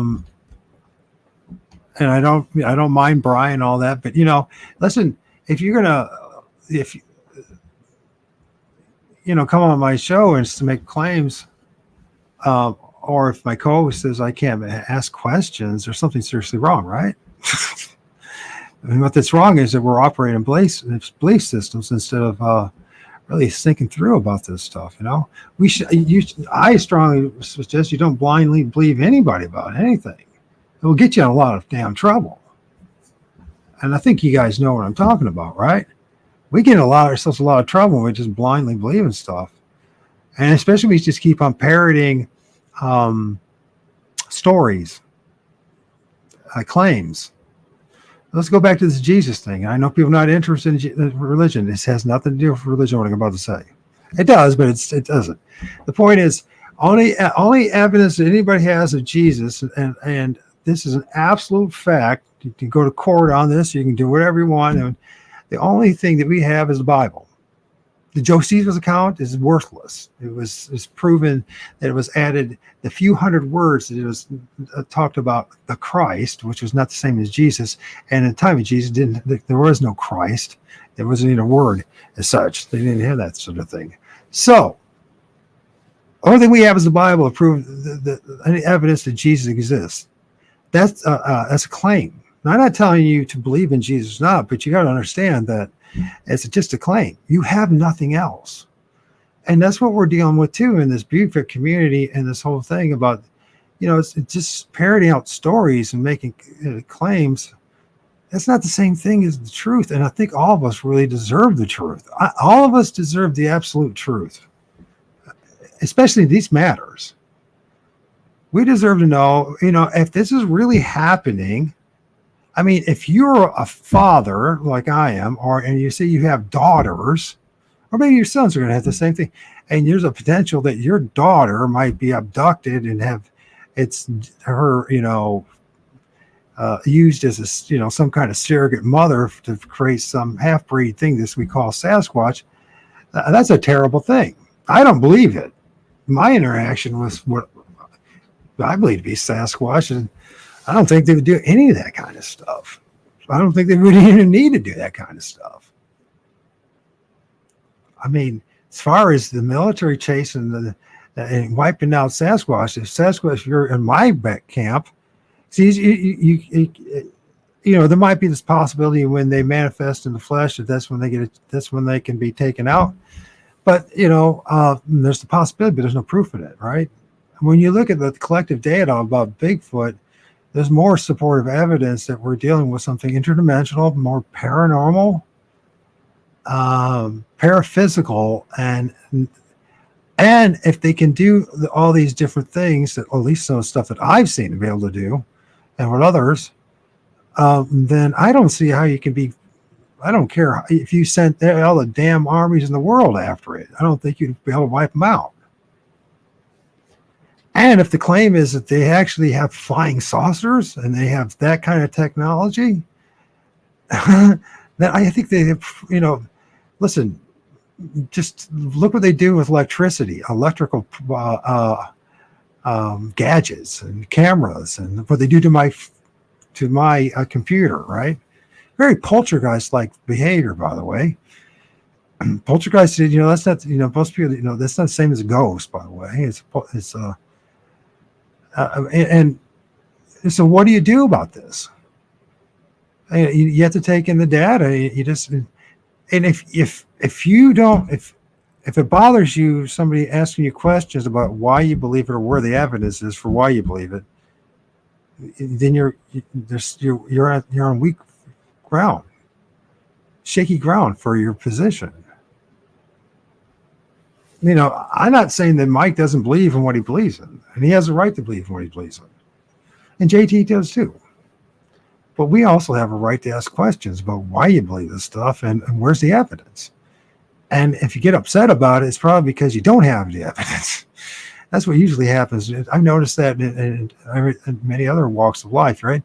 When you don't have the evidence and you make outlandish or strong claims and you got nothing to support it, you know what happens? You get really defensive and you get upset because your real view is being challenged. And I think all of us should constantly be challenging our world views and our beliefs.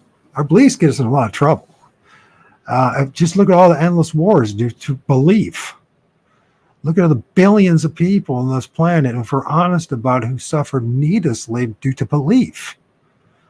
Not just in our own lifetime, but if all you think, it might be 8 billion people on the planet today, but if you multiply that and just go back 30, 50, 60 generations, we're talking hundreds of billions of people. And terrible lives, miserable existence, awful things have happened, right? And a lot of it was due to people's beliefs. I think beliefs are dangerous. I mean, I understand you need to have beliefs to move forward and to make things happen. You know what I mean? You got to believe in yourself. You got to believe in a new career, believe in a relationship. You got to put your hope in that kind of stuff. But in the end, if there's nothing to substantiate the belief, there's nothing to validate it or to make it, be substantial and be of reality, then you're going to get yourself in trouble. That's what you're going to get. You're going to get manipulated and used. And there's a lot of people out there in the Bigfoot community who have got big names who have absolutely they'll charge you money. Maybe you're having a problem, what's going on? They'll literally charge you money, ask for hundreds of dollars in order for them to help you. When really the answer has always been within you. And that's all you would have to do. So, like, if you're having problems with cryptids, or you're having problems with Bigfoot, or you're having problems with anything, the answer is within you. Believe in yourself. Stand up for yourself. Say no more. If it's a poltergeist or that kind of stuff, I don't think it's a good idea to rebuke them and play this religious thing and call them names. So you say, no, I deserve better. You leave me alone. Because you do.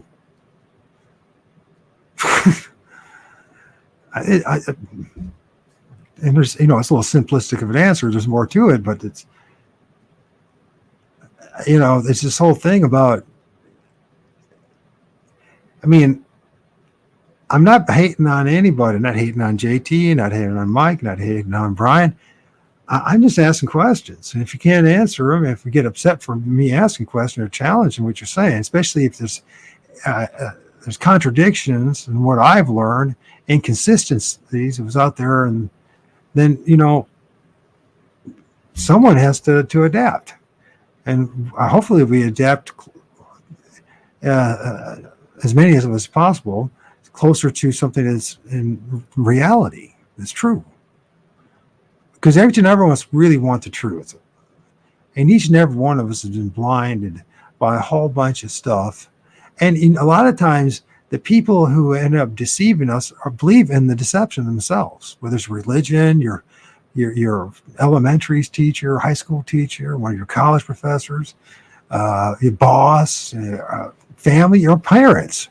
Our own parents have told us things that they believed in that we found out later that were not freaking true. It's not because they're bad people; they're just indoctrinated, given wrong information and wrong data. And I think it's our responsibility to ourselves, to people around us, and to our future generations that we get closer to the truth and further away from just simple belief.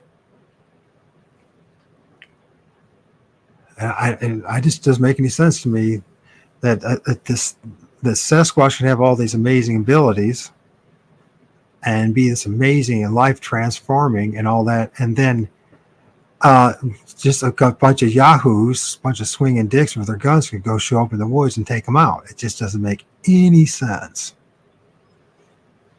And I'm not trying to be a jerk. I'm really not. I'm just using the God. Well, if there is a God or not, each and every one of us were given one thing, and that was a brain to critically think and to ask questions and to challenge things. And if we didn't do that, so let's just think, if we didn't do that, you and I wouldn't be having electricity today and sitting in a warm home. Hopefully you're sitting in a warm home, or having the internet and having this, you know what I mean?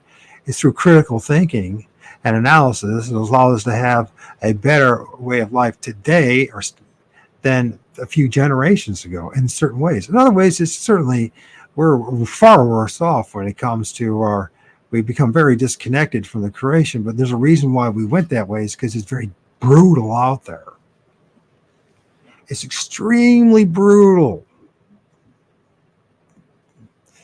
And all you have to do, if you don't believe me, just maybe you're one of those people who's already done it, but a lot of people, they've never even camped alone in the woods for a day, let alone a week.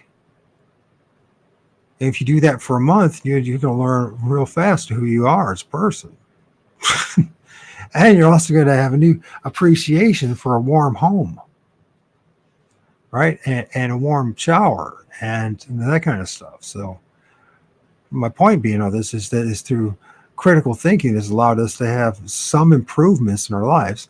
It's our lack of use of, or refusal to use of critical thinking that's caused us to get in trouble. I mean, and on so many other ways. And we know this, and there's plenty of examples that we all have in our personal lives and as a world as a whole. And so I just, maybe the woman really did have 8 children, Sasquatch children. God forbid. I mean, to me, that's like, I think that's a violation of that woman. Maybe she really wanted it. Maybe she's like, I don't know, I've really wanted to do it. Then that's the case. Then, man, we're just left up with this thing that's basically her word. Right? That's it. I mean, it's not about, calling her a liar or not. It's just, when you look at it, you just like, it's like me. I'll go back to my experiences. I know the things, the encounters I have and things I've filmed and things I witnessed and my experiences and sightings and all that. But I can't prove any of that to you. Even with my images and my stories, I can't prove that to you. It's up to you to whether you believe it or not. And I would be like, listen, it's like, this is what Mike says. The best way to go about this is say, this is what Mike Adams says he said he went through. Don't worry about the belief part.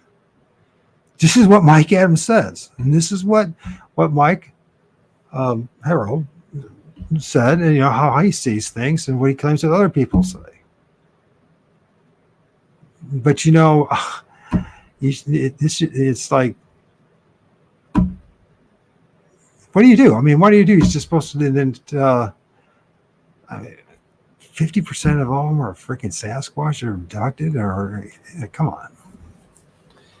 One person says that, and there's like all the other studies, all the investigators and researchers over the years don't say it. I mean, there's inconsistency there. Is it really happening? I doubt it. I don't think. I honestly don't see.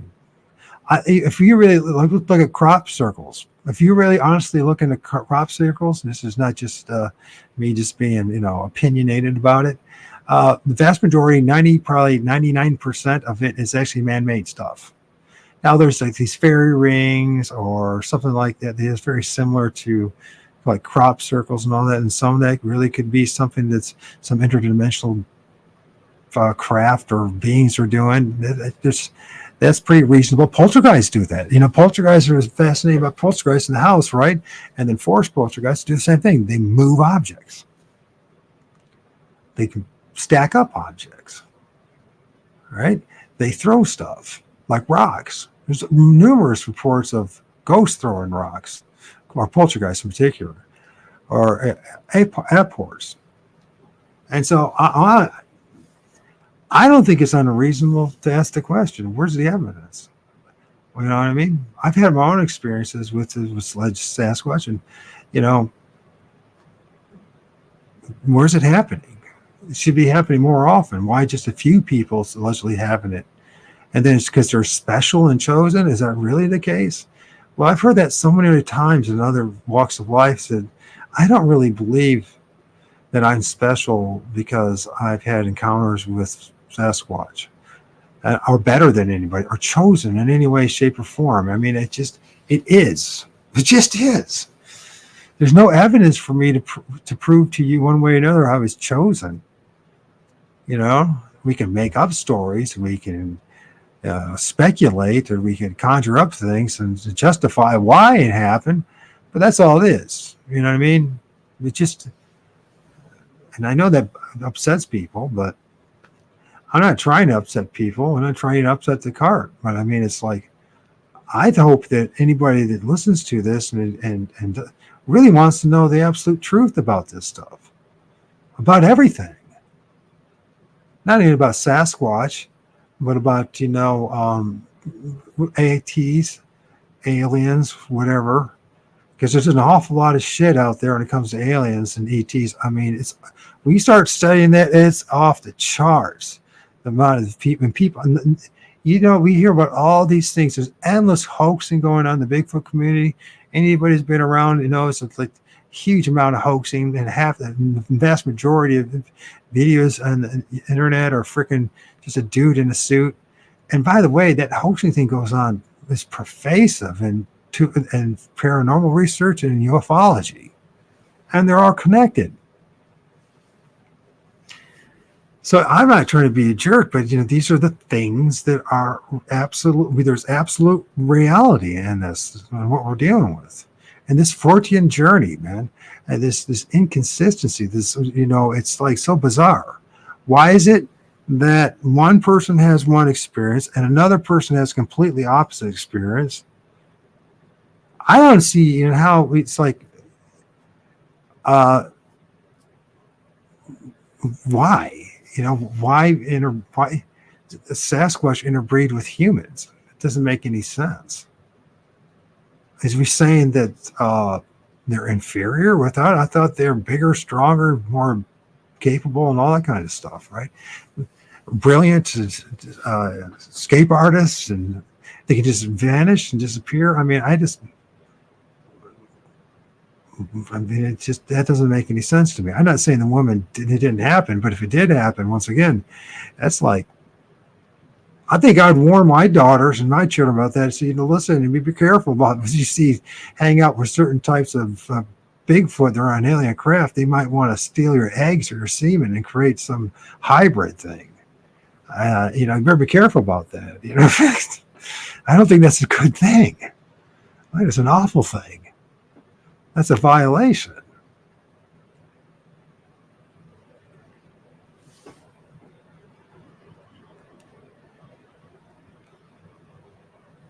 And, but if Mike thinks that's a great thing, and if he believes in it, then he has every right to do that. So, but if he has every right to believe in what he believes in and say what he wants to say, then I should have every right, if we're interacting, to ask questions. And if we're live doing it, I mean, I don't think that's unreasonable.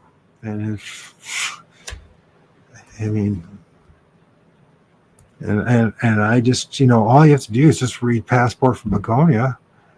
Just read some literature on ufology, and you know that there's more than just with that claim that even when maybe South America is a huge area, it's huge. You got to remember that's massive landmass, and there's great, very capable researchers and intelligent people who speak Spanish in that area, who are just as capable of doing quality research, and their research is not coming out 50% Sasquatch versus ET. I guarantee you, if that were the case, that would be running like wildfire in the Bigfoot community.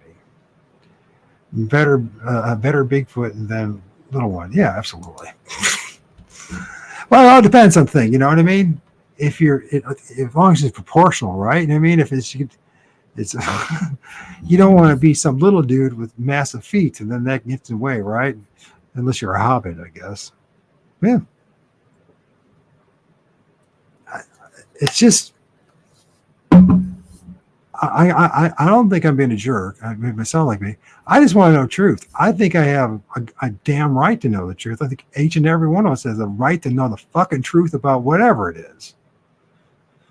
And in order to even get close to that, some kind of semblance of truth, we have to be asking questions and challenging contradictions. It's not about the person. I was never attacking Mike. I was never attacking JT, and I won't. But if there's something that's being said and you're just like, I'm just supposed to just sit there and like I'm in some kind of cult and just go, yes.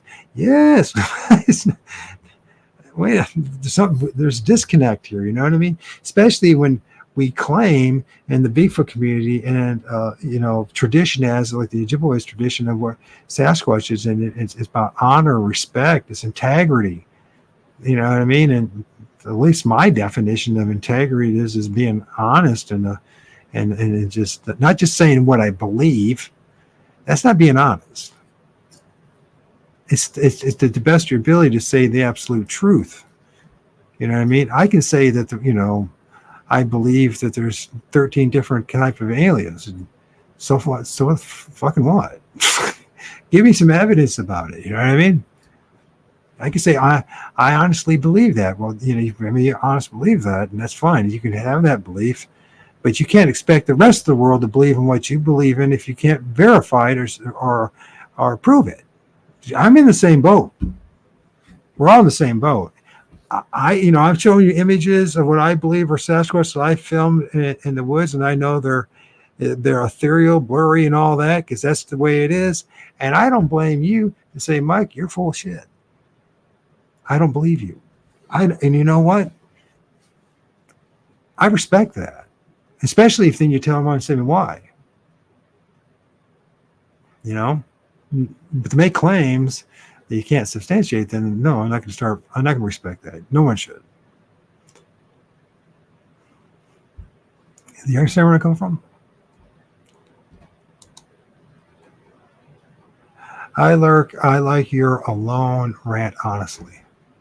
Thank you, Valiant One. However, you're obsessing with Sasquatch is a little worrisome. Yeah, that might be right. I'm thinking about that. You know what I mean? Well, I'm hoping that if I have some more shows, there's a few. I got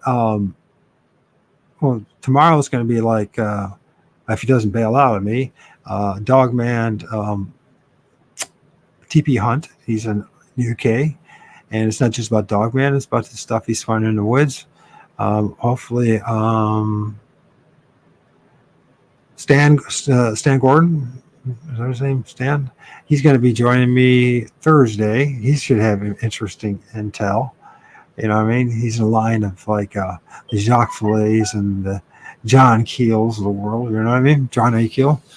And so he'll talk a lot about what his research and what that is about the connection with Bigfoot and UFOs and aliens and all that kind of stuff, right? There's a couple other people that are in the works. I hope that happens. I hope I get this a chance to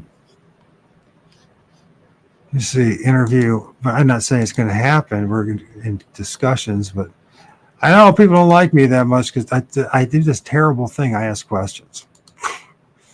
And I think it's absolutely ridiculous. 2024, we can't ask questions.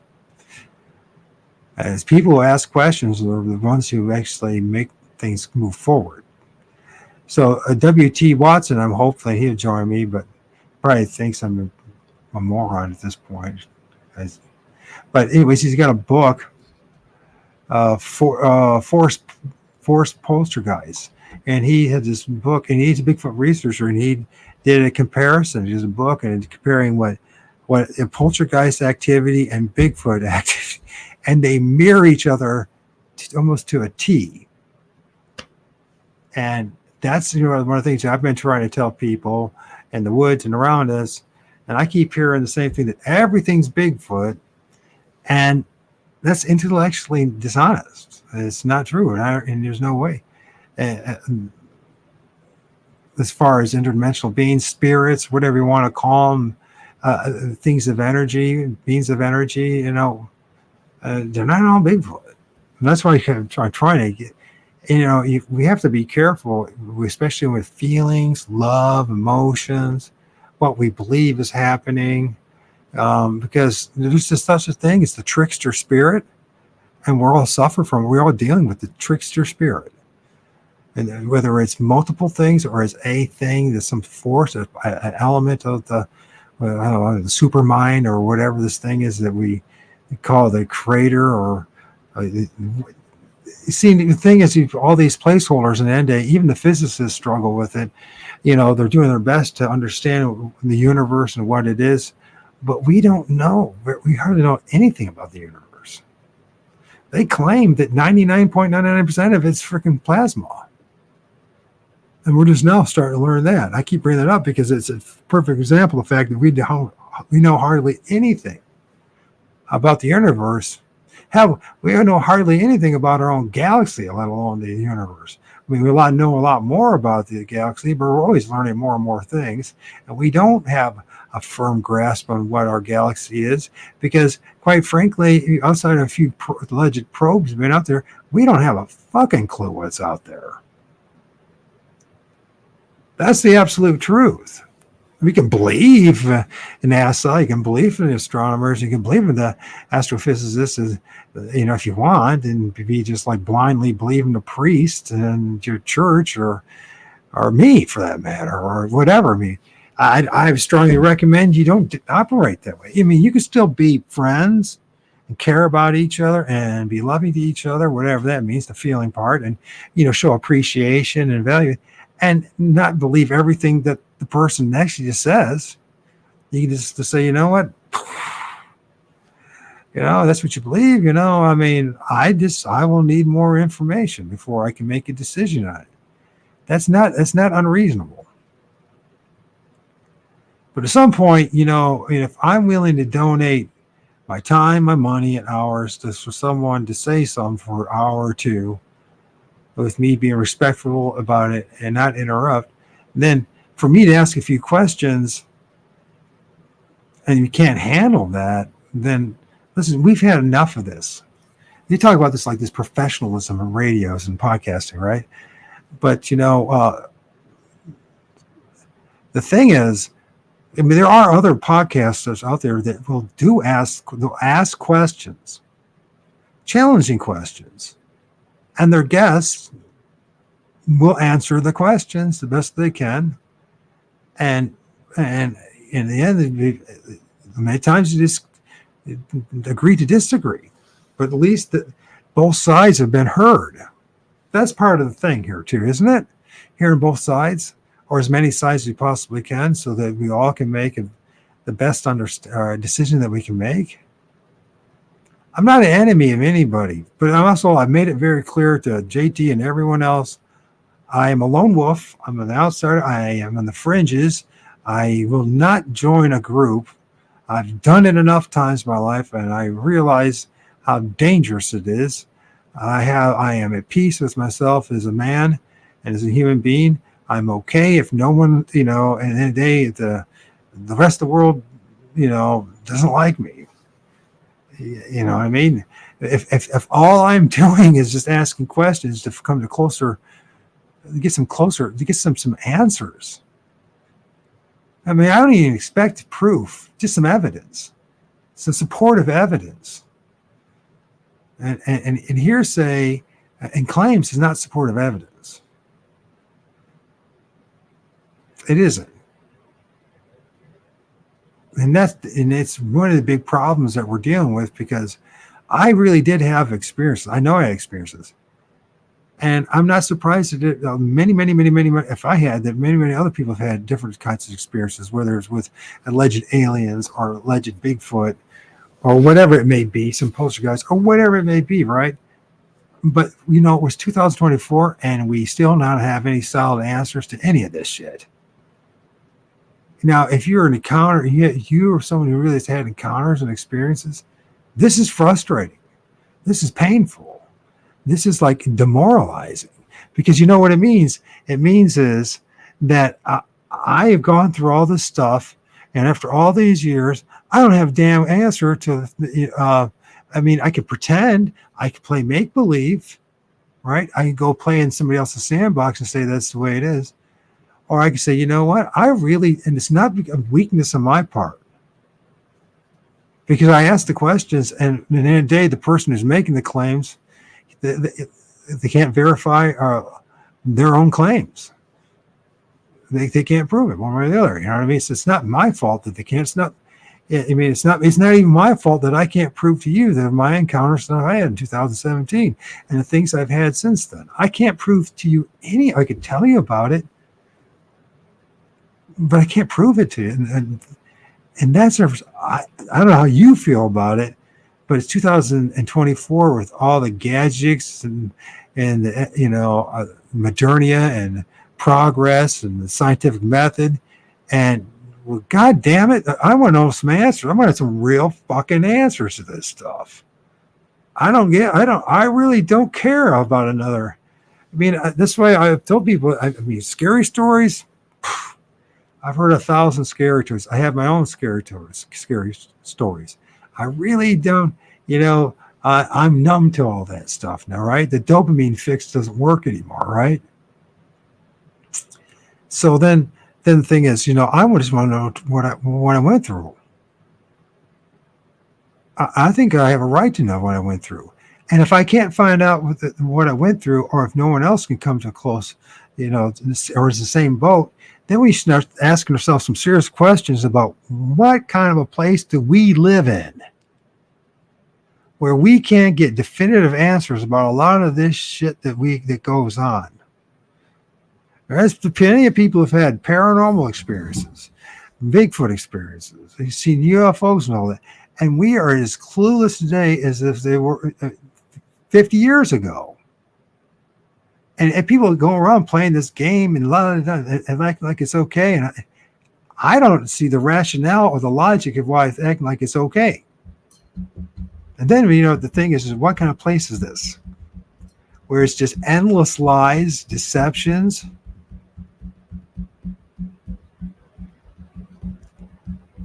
trickery. Everyone's manipulating everyone. Everyone's trying to make a living off everyone, regardless. Selling the latest, fad or gadget or belief. You know what I mean? The reason why we're not moving, many of us recognize we're not moving in the right direction in many ways, is because we're still operating in belief, in fantasy land. That's what it is. Belief is fantasy land. That's what it is, right? It's just, when you're a child, it's called make-believe. When you're an adult, it's called belief system. It's still the fucking same thing. That's the problem. We're still in the same damn situation.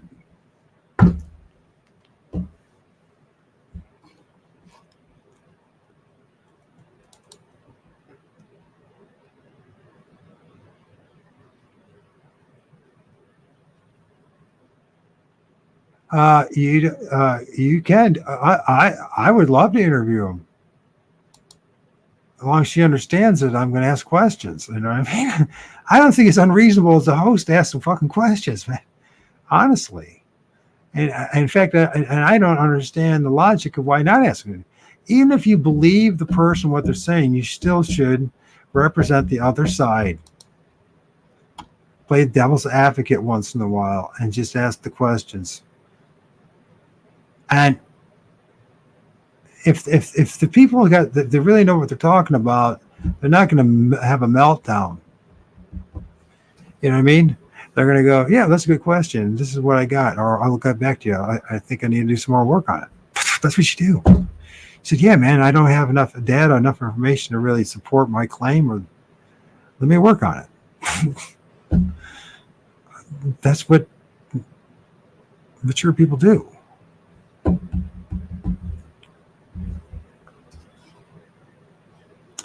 Anyways, I don't hate Mike. I don't hate, definitely don't hate JT.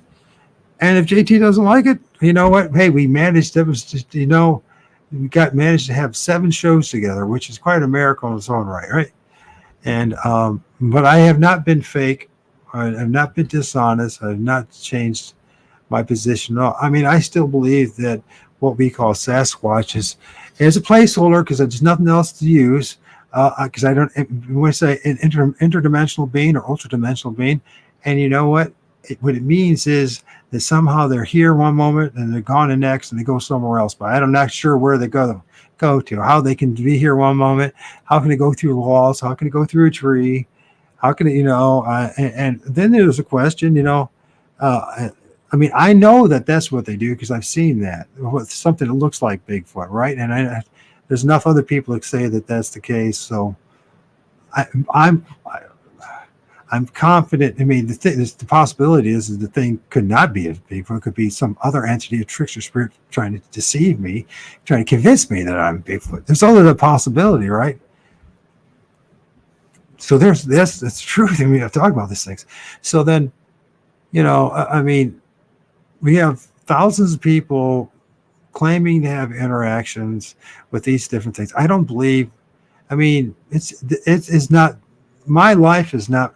They talk about how great. He was talking about really show how great Sasquatch is, and I believe that, you know, for JT, that he's given his hope and his belief system and has improved his life. But you know what? Here's the thing. There's a lot of things in my life that I believed in. You know, I used to be an alcoholic 20 some years ago. I believed I was an alcoholic. I don't believe in. I was in Alcoholics Anonymous, right? I did the steps all the way through 6 times. I'm from Ohio. I mean, you know, where Bill Wilson and everybody started, you know, basically started AA, and all the old hats and old timers were there. I knew some of them. None of those guys never even got through step 4, but they expected everyone else to go all the way through the 12 steps, the right of recovery, in the big book, right? I did it 6 times. The sponsor guys and started meetings are still exist today. You know what? And I was Mr. Guru, but you know what? As time went on, I started to think clearer, started to ask questions, started to realize I was in the cult of not drinking. And in order to keep you there, they have to tell you that you're an alcoholic and that you will go back drinking unless you continuously are active in AA. Well, I did it for 6 years. I was in the hospital committee, blah, blah, blah, blah, blah. You know what I found out was? The reason why I stopped drinking is because I was desperate enough. I wanted a better life. I still cared enough about me. Right? And I saw people over and over again, whether it's drugs or alcohol, young people, young guys and gals that had so much going for them, so much going for them more than I ever had, literally take themselves out because of stinking thinking, because of belief. It was more than just an addiction.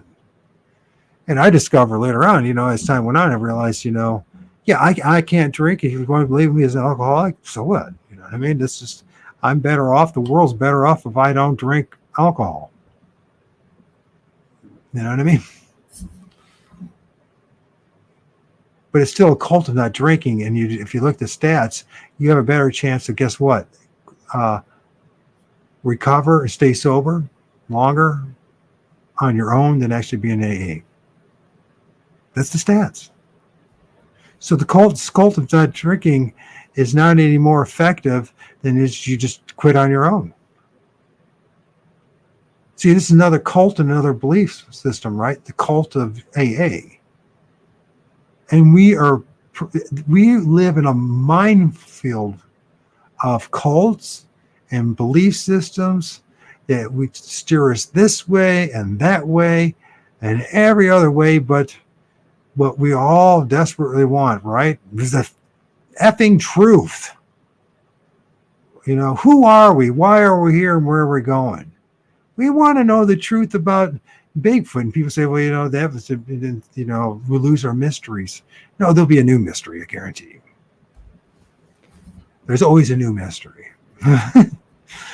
But we stay stuck in our belief systems, and it keeps us from moving forward. I see, because of these belief systems that are out there, I see clearly when it comes to the Bigfoot community, there is not any damn progress at all. I mean, there was progress, the Patterson film, and then there's some alleged, you know, footprints and castings that say it's, you know, some kind of humanoid footprint, and that's it. That's what we got. And they said, what about the DNA stuff? Well, if you look in the DNA, you realize it's like, it's not a smoking gun. It's not even close to being one. It's not even a useful data point. See, the problem is, if you don't know what half the other of the, so it's one half supposed to be of the human female, which is quite convenient, isn't it? If you're women, you don't think about that. And secondly, no, seriously, think about that, and you know, like a possible jab on women. And then the other thing is, the other half, no one knows. So since you only have half of supposedly female hominid, Homo sapien DNA, you have nothing. You have absolutely jack squatch. Yeah, we parrot that like it's like freaking gold. But you try to present that in any this like peer reviews. Have it peer reviewed. You know what I mean? Have it duplicated. Have it replicated. It means nothing, people. It might mean something to us. It might give us a, you know, encouragement in our belief system, but that doesn't mean we're right. It's like the tree structures, the teepee structures. And I can't wait to talk to you, Dogman Teepee hunting, and maybe he believes there really are dogmen to do it, and they are Bigfoot. But I'm going to ask the question, and I'm going to bring up you know, dude, nobody's ever seen a Bigfoot, a dogman, or anything build those tree structures. Amazing. Well, amazing. We don't even have, unless somebody knows if there's any videos out there of people, like young people, cults, this kids just, you know, having fun, tricksters, building the tree structures. We literally don't have any evidence of what's building a damn tree structure. You know, here's the thing. Those tree structures, and I know it's upsets people, but listen, this Bigfoot is allegedly, he's flesh and blood. He's like 800 frickin' pounds. What do you think would happen if a cow, 800 pounds, some people say they're as heavy as a cow, like 1,200 pounds, 1,400, whatever. You have more weight. I mean, and they're building these trees. You think there wouldn't be footprints everywhere? You do not. Unless it's just pure rock, but you still would have some kind of signs of the foot's, you know, pushing and moving stones and rocks and everything. We have no evidence. So what are we dealing with, a trickster spirit here? So, you know, I don't believe it's Satan, that kind of thing. I think that's all BS. But the thing is, I think, you know, when I say trickster spirit and people talk about it, it's not necessarily it's like an abstract idea. It's an idea that there's something out there that it once in a while interacts with us, but plays with us. It like baits us. It guides us. It makes us go places. You know, people talk about this whole thing about predeterminism and free will, which is, it's not just a religious or theological concept. Just think about this. You know, how much of us do we have? How much free will do you have when you talk about epigenetics, environment, your parents, where you're born? All those factors lead into what you're going to believe in, what you're going to end up with. You know, you see these people who like always seem to rise to the top, and you start looking at who they are and why they do it, and you realize they're not any more talented than you. But what's the difference between you and them is that they were given opportunities that you'll never get because of connections, family members, you know what I mean? The cults, the subcultures, the societies that they live in. You know what I mean? I'm not saying you can't, somehow work your way into one of those societies and really bust your butt. But, we still live in a caste system is what it is, folks. And you're not allowed to talk about that. You're not allowed to talk about that. I'm not even knocking the young people who are born into the oligarchs and the plutocracy, the ruling class, because they're born into it. They didn't have a choice. And what are you going to do? You're going to do what you were conditioned and indoctrinated to do. If your dad was a high-powered lawyer, it's a good chance you're going to end up becoming something similar to that. Or if your dad is, Bill Gates, and then you're going to have, even if he says, oh, there's only so much money I give him, I guarantee you, they're set for life. And if they ever need any more, the dude's a billionaire. He might, expect something out of them, but they're going to get their multiple millions from Daddy-O. All right. They're set for life, and the grandchildren. So we're not all equal. We're not all starting at the same point, and we don't all have the same understanding and knowledge. We're all limited in our own ways and have our talents. So there's no such thing as equality outside of the fact that we should, morally, if you agree in the morals. I know a lot of guys that don't agree with this. It's a dog-eat-dog world. That's how they see it. You know what I mean? But my personal moral standards is that I think we should treat everybody with respect. But my respect is not the same thing as not asking a question and challenging somebody saying something that's contradiction.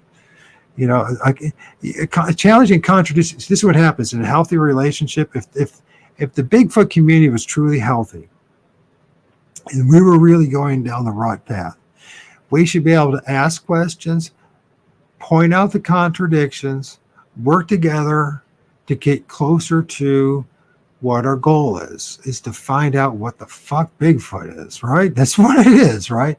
But apparently we can't do that. It's just like religion. We can't do it. You know what I mean? There's not only opinions and biases, but then when you seriously start studying stuff, and the more and more you start gathering the data points, getting closer to the corroborative evidence against or for whatever your position is, either you lean towards and go with the evidence and wherever it takes you, or you stay dogmatic and stuck in that area. And that's a terrible place to be. In the long run, that will bite you in the ass every frickin' time. Every time.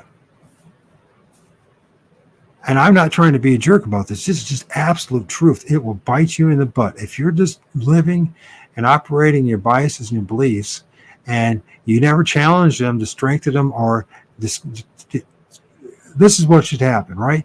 Your belief systems should be strengthened, or they should be, if they're based on flimsy evidence, nothing that corroborates or destroys, then either you adapt and go a different direction, hopefully you get to closer to the truth, or you stay stuck in the muck and your belief systems go running around in circles.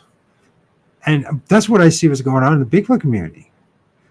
But it doesn't just have to. The Bigfoot community is just a microcosm. It's just a reflection of just about everything else that goes on in this world. So you could just forget about Bigfoot. You could say it's about politics, or social movements, or the educational system, or what's going on with food and agriculture and GMOs. And we can look at that one thing that we're not allowed to talk about. It starts with M coals. You figured out M.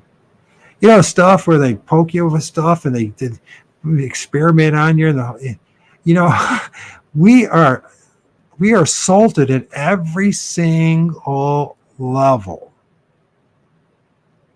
And the sooner you realize that you're being assaulted at every single level, the more you can start grabbing the bull by the balls and get yourself, or the bull by the horns as it is, and get yourself going in the right direction and become a more sovereign man or woman.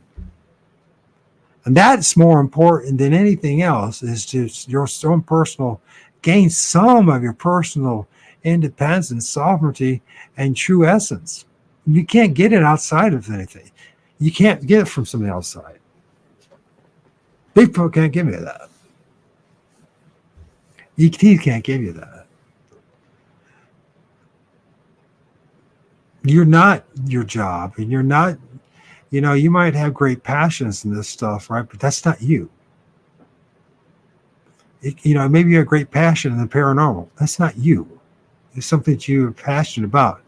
Many people, case in point, so you're really interested in the paranormal and paranormal researcher, and after 10 years, you come to the same conclusion of billions of others before you. I'm not going anywhere with this. I better get back and try and do something else. Maybe I'll start focusing on my family again, or maybe I'll start playing music, doing art, or doing whatever. You know what I mean? It happens consistently across the board. Anybody that's just, and some people aren't. Some people stay stuck there. They just love the experience and the chase, and they love being in the group, and it's just the dynamics and all. But some of us truly do want to know some answers. We want some answers. And some of us recognize that we don't get them. We don't get solid answers as much of anything. We get a lot of entertainment, speculations, assumptions.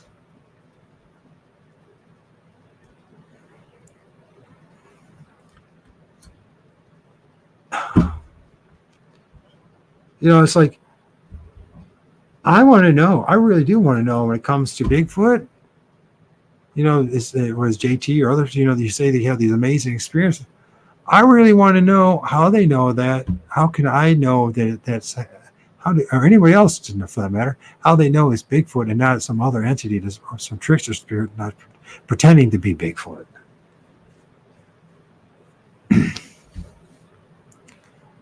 I mean, there's plenty of ways to substantiate, whether it's Bigfoot's doing any of this stuff, or is it just our own power of our own belief that's doing it?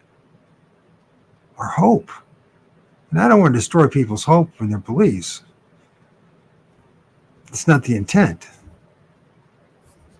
Well, at least their hope. Their beliefs, if it's based on grounded fiction, it's grounded in fiction and assumptions and speculations, then, there's two ways to go about it. You can allow people to have their beliefs, absolutely, but if they're going to share their beliefs on a constant basis, and you're not, and then you have a right to ask why you believe that. Where's the evidence?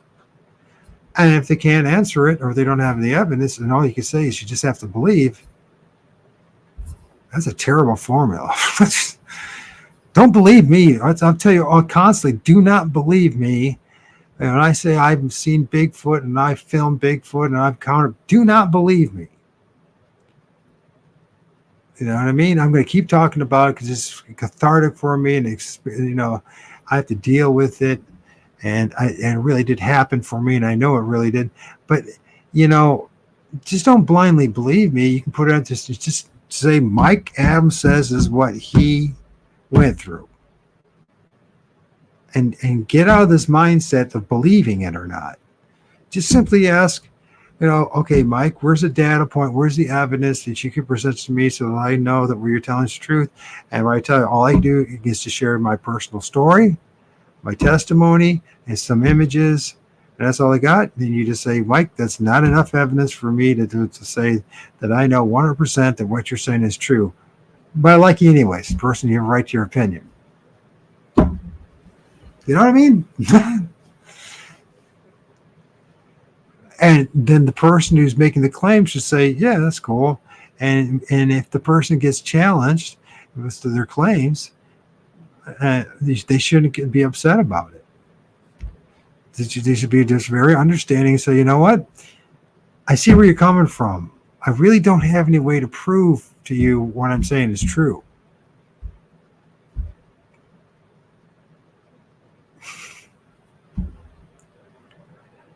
And I think I'm a pretty nice guy. I mean, I listen for hours, listen to other people and their opinions. And the thing is that I guess it's the way I ask questions. I guess like I'm blunt about it, I guess. I just reach a point. And I mean, I don't hate any of these people. I don't. Anyways, I appreciate you guys listening to me. And thanks, man. Thanks, Diesel. I think you're a great guy too, man. I think you'd be in there. All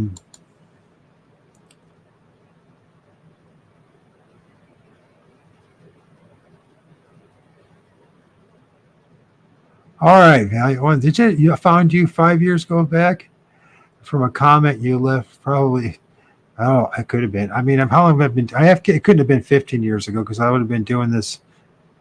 I started doing this about a year after my son. I started doing the truther movement and going down like the rabbit hole, the rabbit holes, like 9/11 and then that kind of stuff. And when my son was born, believe it or not. So that was 2011. So, I mean, I was a musician, an artist, and before I got nailed with the MS, and that kind of derailed things, and then I got hooked up with my son's mother, and then she got pregnant, and when she got pregnant, and I was holding my son in my hands, and I'm like, shit, I don't know crap. I know how to play the bass guitar, and I know how to get in the hot chick's pants, and I know how to work on the railroad, and I didn't know shit. Is what I do. You know what I mean? And so I was like, man, I better go my son's gonna start asking me questions, and oh man, I wish I never went down there because now I know all this stuff, and my son is 12, and I see me. There's what I know, and then there's what the public school system knows, what his mom knows, what everyone else, and like I'm saying stuff, and it contradicts everything that everybody else is telling them. And I'm like, when you finally realize how bad the situation is and how badly we've all been deceived, literally, and you say, Mike, it's your opinion. When you really look into this, you're going to go, crap. At the very best, I was only given partial truth about stuff.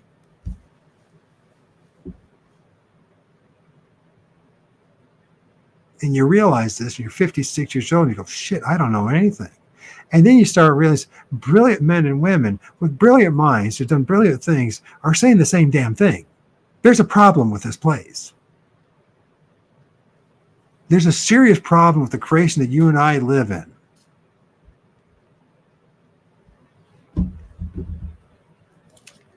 And if you care about yourself, you care about your children, your posterity, even your community, at least that's how I see it. I mean, if you care, I think you would be like, you would want something better for yourself and everybody else around us. And that's entertaining. It's very freaking entertaining going down these rabbit holes and learning about these new conspiracies. This world's full of conspiracy. It's ridiculous. And the conspiring is just two people getting together and making a decision to go do something. A man and a woman marrying is a form of conspiring, right? And so it's not that as far as stretch that people conspire all the time.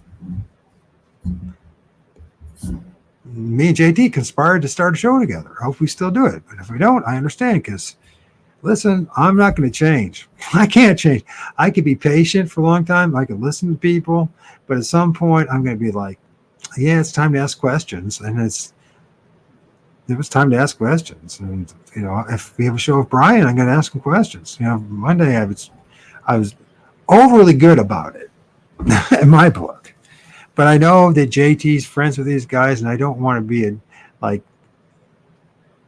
but you know what? If they're really good friends, a guy like me shouldn't be a big deal.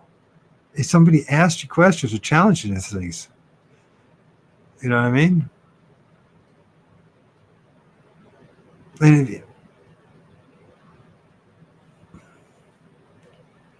And lying too, because I know that's part of the trigger word. That there's deliberately lying, and then there's ignorantly doing it. You know what I mean?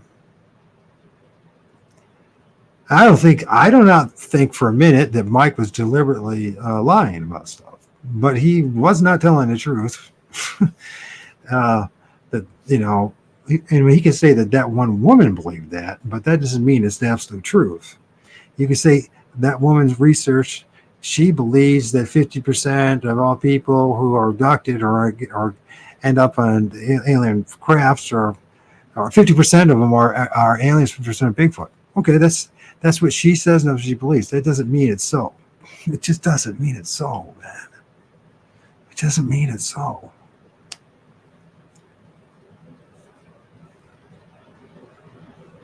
I mean, I can see why a lot of these guys, some big names, and whether it's the Bigfoot community, the UFO community, the paranormal community, guys and gals give up. They just like they hit this proverbial wall, and they realize either you're going to have to end up playing games for the rest of your life with people, or you're going to either just go on your own with this and find the best that you can, the answers, or you're just going to have to give up and go in a new direction. You know, how many times do we have to go in a new direction? And if here's you saw this mosaic that's being painted, right? I know that I'm being deceived in so many different levels, and if I am, that means you are, and all of us are, right? And it's just this rabbit hole, this dead end, this labyrinth that we're of learning and knowledge, and it's like ever learning is the even though it comes from, you know, Bible, regardless, it's not originated, you know, there's something that's culturally, anybody can figure it out. Ever learning and never come to truth. And we all go through this, right? We're ever learning, but never come to the truth. There's something wrong with the programmer, the holographic, if this is a hologram or whatever program we're living, what this world is, and what's going on between us, it's something seriously is screwed up. If we keep on going down this trail and that trail and never fully get, and if the only thing that we end up getting out of all those things that we don't know what the hell we're talking about, and we've been lied to and deceived to about just about everything, you know, this kind of sounds like maybe we're in hell. So we're being negative about it. No, I mean,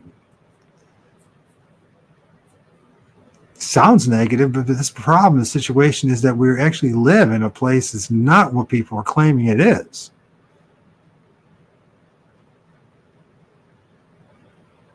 Or believing it is. This is wrong. This is wrong. We should, you know, we should all be moving further, closer to the reality. You know, just being fragmented more and more and more, and just joining this cult and that group, and you know what? And that's the thing. I don't know if you guys realize, you probably heard about, there's multiple people my age, right, and older, and you always hear about these stories of old people dying alone at old age. You know why that is? It's not just because they're just grumpy old people. It's because they've gone through stuff, they experience things, and they start asking questions. And people don't want to hear it. They start getting upset about it, and you end up just fucking being like my grandfather or my father and just staring at the damn television, waiting for the meal. And I'll be damned, I don't want that in my life. I hope you don't end up that way either. Or the last years of your life, instead of living it in fullness and in a dynamic way and really contributing, you just, like, billions or millions. There's millions of people, you know, my age and older, are just staring at the television. They might have some little hobby. The families, I mean, look what's going on here in this country, and it's symptomatic. We have everyone's getting the families don't last. Religion, politics, Bigfootery makes your whole fucking family fall apart, and so your siblings, nobody wants to talk to each other. You know, it happens. it might be happening to you, but it's happened to me. It's happened to a whole bunch of us. Relationships that are not based on commitment, it's all based on love. You know what I mean? But not commitment and dedication and a promise and that your word meant something. No, it's just fuck it. You know what I mean? I don't like the person anymore. You know what I mean? Or I don't want to live with them because they have a disease. You know what I mean? That's what happened to me. My son's mom didn't want to spend the rest of her life with a guy with MS, even though she's still with the guy. I'm still, we're still stuck with the kids. So, actually it's a nightmare for me is what it is. She just uses living hell out of me. She gets $10,000 a year and uses me as full-time free babysitter and lies to my son all day long about how terrible I am. Meanwhile, she just dumps him off to my place. So, and that's another example, you know what I mean? Communication is a huge issue in this world. We are not communicating as clear as we probably should be, right? Look, I don't have a problem if you believe in the end of the day that women getting pregnant by Sasquatch or their eggs are taken by Sasquatch and the alien ship and they're used to make hybrids. It's just what you want to believe in, right? But don't get freaking. Somebody challenges you on your belief and you freak out or you can't handle it or you just lose it or melt down, then you know what? There's a problem with your belief. You know what I mean? It's challenges in your belief to strengthen it into something that's closer to knowledge. Not doubling down on something and saying, no, that's just how it is. I mean, we're supposed to be like adults and have these amazing things and be doing these amazing stuff and be amazing, God forbid. Oh, wow. Last thing I ever wanted anything this to be was to be somebody's freaking enemy. And I understand that my tone of voice might bother people, but I can't help that. And yeah, you say, well, could you do it a better way? I could. Maybe if the problem is, maybe if I could bounce it back and forth with other people and have like an honest question. I don't want to do this thing attacking people, right? In the Bigfoot community, this is what it always ends up to. So it gets fractured. And so it's always, we're looking for the latest hoaxer and the latest person that said something wrong. And we're going to attack that person and could just expose them for, some maybe are justifiable, but, many of us we screw up or whatever. But it's just like this sick freaking game. He said, she said, and it's what you experience in a freaking cult. That's what happens. Maybe it's just a human condition, right? Maybe there's like no way to escape from this stuff, and we just gotta.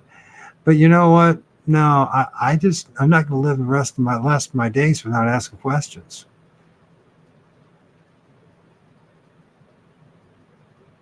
Part of my journey of trying to find the truth is this platform called YouTube and the internet, right?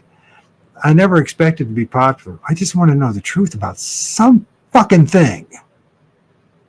You know what I mean? But maybe I should have just got into like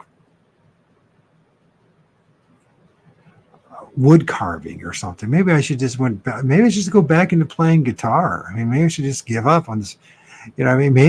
Maybe my hope and wish is just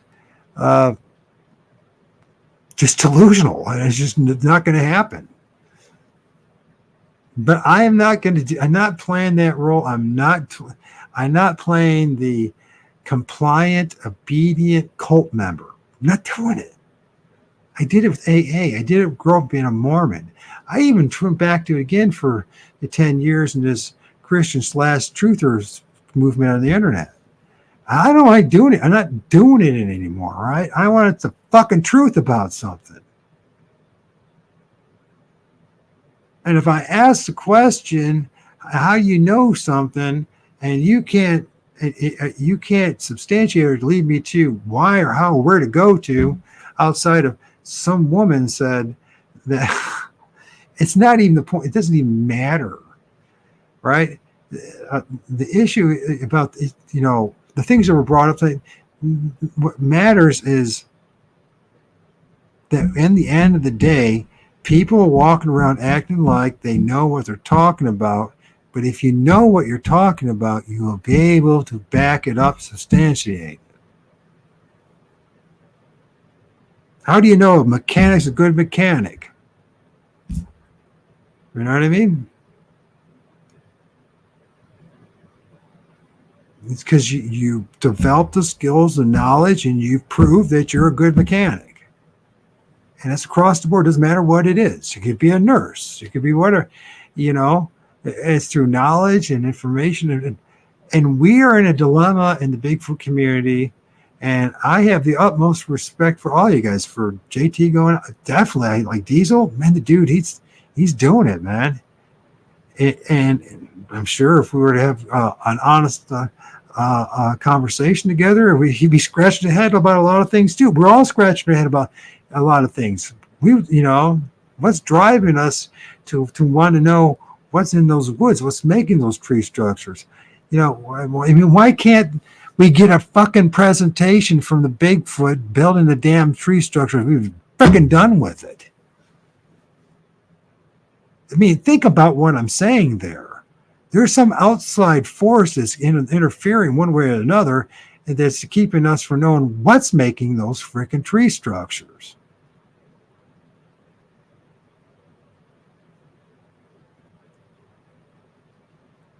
Whether it's Bigfoot or something else, we still don't know why. I mean,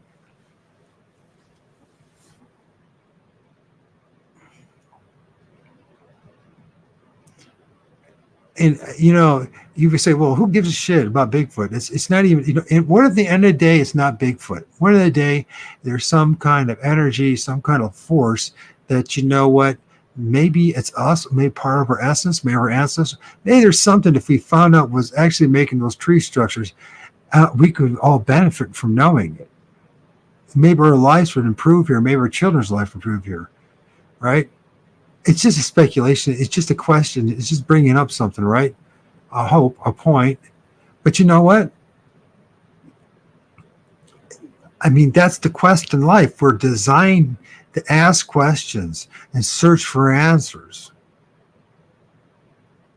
And what happens to us constantly in this place is we get stuck. A big part's our fault, but there's something else. There's something else out there, whether it's a trickster spirit or not, that's causing this. It causes us not to have definitive answers about stuff. Everybody talks about evolving and moving forward, right? And developing, becoming wiser, more intelligent, living longer, going to a higher dimension. Well, how the hell are we going to do that? We don't even know what the fuck we're doing here. How do all these promises and these ideas that we bring? How are we going to do that if we can't even get past first base?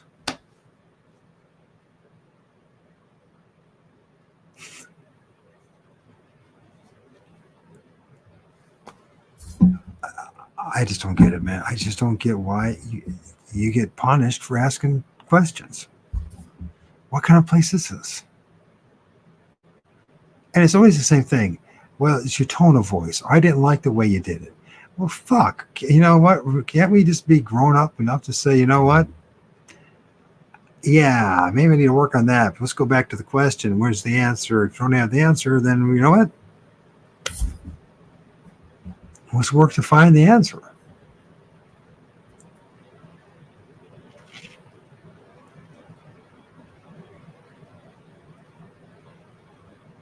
Okay, questions do rock the boat, bro. Sorry about that. I get on these rants and I'm just like, I get so deep in my thoughts and trust me, you're on. Thanks. I'm talking to me. Salute. For sure, I don't claim what anything is really. I just get it on film. Yeah, I mean, that's all you could do, right? Accumulate the data. The one thing I can say, if all everybody's doing, there's somebody, if it's human beings, they're doing a great job of hiding from the rest of us. I can't believe there's not one video. There's got to be videos of some human being, somebody doing it, right? Just if they're just a hoax or just faking, we don't need to have that. How can that possibly be? How can it possibly be? Seriously about it. Think about what I'm saying. And so we're gonna have Dogman TP hunting he's from Sussex, I think Sussex, England, southern part of England, and he's out in the woods, and there's these teepee and tree structures. I mean, it's the same shit we're finding in the States or in the continent of Europe. And what's going on?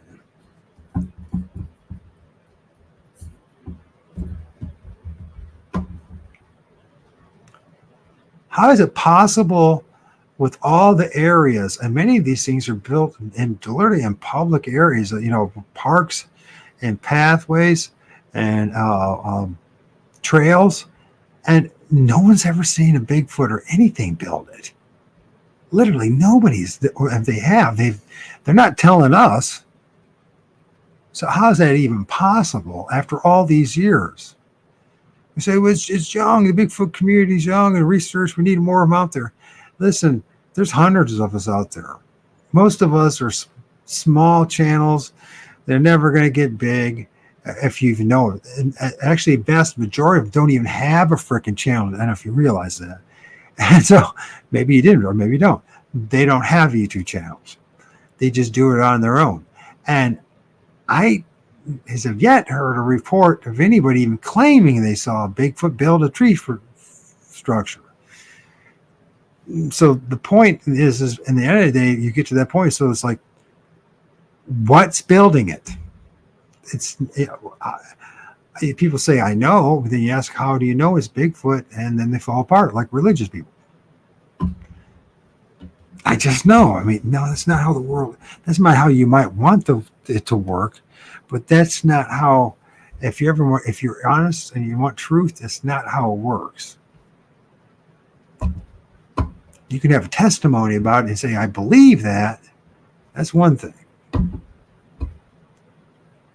But to say that Bigfoot is making those tree structures, I can't say that. And that's a very uncomfortable question, and it has to be really talked about so that we don't get ourselves going down the wrong direction again. Because what happens to be that whatever is building that stuff is, once again, is some kind of force, some kind of entity, some kind of thing that if we really knew the truth of them, might give us more personal power, or it might improve the world by just knowing the truth about it. You know what I mean? Maybe there's unlock a whole bunch of mysteries and the truth to get to get us further ahead, as a group, as a humanity.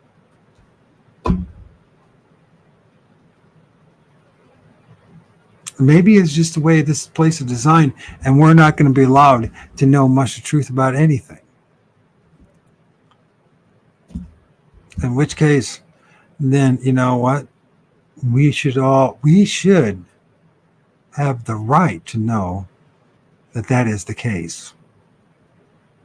We should know. We should have the right to say, to know. I believe that I have a right to know that if I'm going to go pursue, take some endeavor, or go down some path, that if you go down this path, Mike, you're going absolutely nowhere.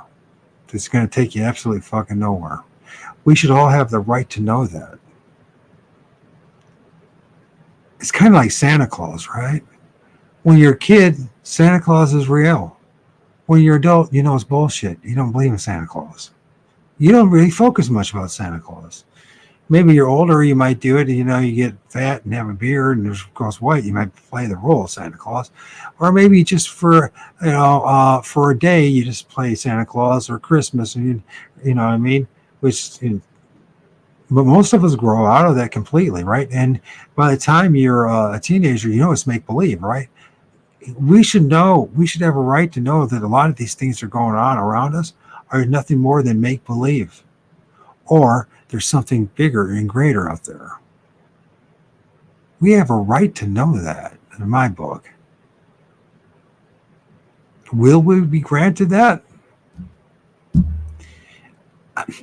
The odds are it's probably not going to happen. So then what kind of daymers, what kind of evil spirit, what is this creative force that seems to get a kick out of just living as allowing things to be confusing? And is Bob Monroe right about the loosh factory, and that's all we are is just bipedal loosh factories, and our emotions and our frustrations and our anger and all that produces this loosh for these parasitic entities, these archonic forces on our side that feed upon us. Is this the case? Is the only purpose that we have here in the day is not to really learn any lessons or to progress, to be, you know what I mean? Or this reincarnation thing where you come back to learn more and more lessons, but you don't even remember the previous life, or, and there's like, Mike says he does that, but Mike, and maybe he does. But the problem is for Mike and for the rest of us is that he says it and he seems to misunderstand the more important thing is the rest of us don't. And the rest of us shouldn't have to go to some guru or somebody, whatever it's going to be, some wise man, some prophet to get the answers. You shouldn't have to spend frickin' 10, 15, 20 years to know what our previous lives were. No, that's pointless. See, if it is reincarnation is real, then we get memories wiped. In other words, it fucking doesn't matter where the previous life is, because you come back now for another round of what? And we forget to remind ourselves, because we don't want to remind ourselves. But you remember last time you drove around town or whatever, there was some dude begging for money, right? He represents one of thousands upon millions of people in North America alone. Now imagine what it's even worse in other parts of the world, where there's people literally starving, of children starving, of people, bloated.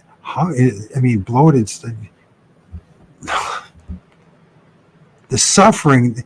If there was a fucking God out there, or Jesus was this healing magical magician, why does he just heal somebody? Why does he start out by healing all the innocent children that are in these homes dying of cancer and suffering these terrible diseases in which they would be maimed for the rest of their lives? If they're lucky, they won't live long, you know what I mean? So they don't have to live 20, 30, 40 years in constant pain and suffering.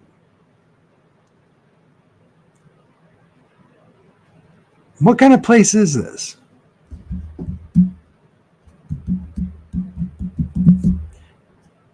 People rationalize all you want, you can, or you get honest about something. There's something serious wrong with this place. There's something seriously wrong with the world that we live in. It's not just, there's the human side of it, right? Absolutely, there's the human side of it.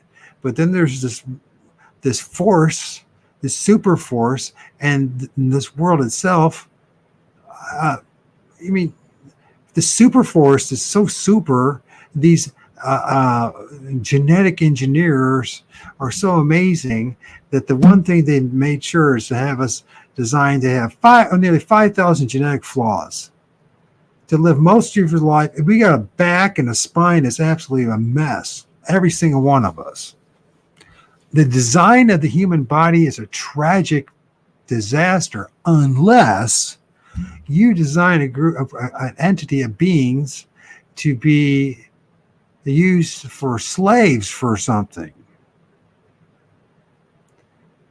Because we certainly were designed to just live in the environment like the frickin' rabbit that's in my front yard, or the squirrel that just ran across it, or the deer that walk down the road. You know what I mean?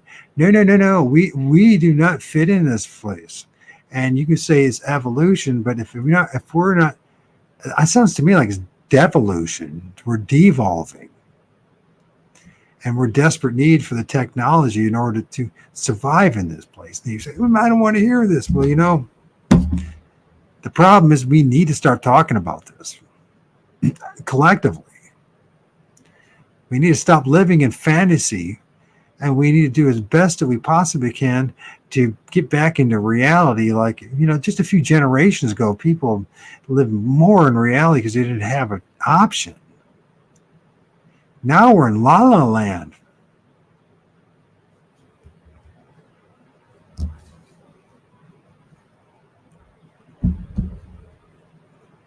What kind of place is this that's constantly offering us up belief systems that are based on nothing? Literal lies. Don't get me wrong, I'm not saying Bigfoot is a lie. I just think that we've been lied to about what Bigfoot is, and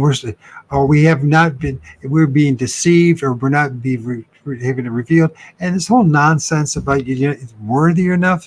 This is all religious talk, man. It's not about worthiness. What the fuck? I mean, what do you got to be? You got to be Superman to know to hang out with Bigfoot. Is that what you got to do?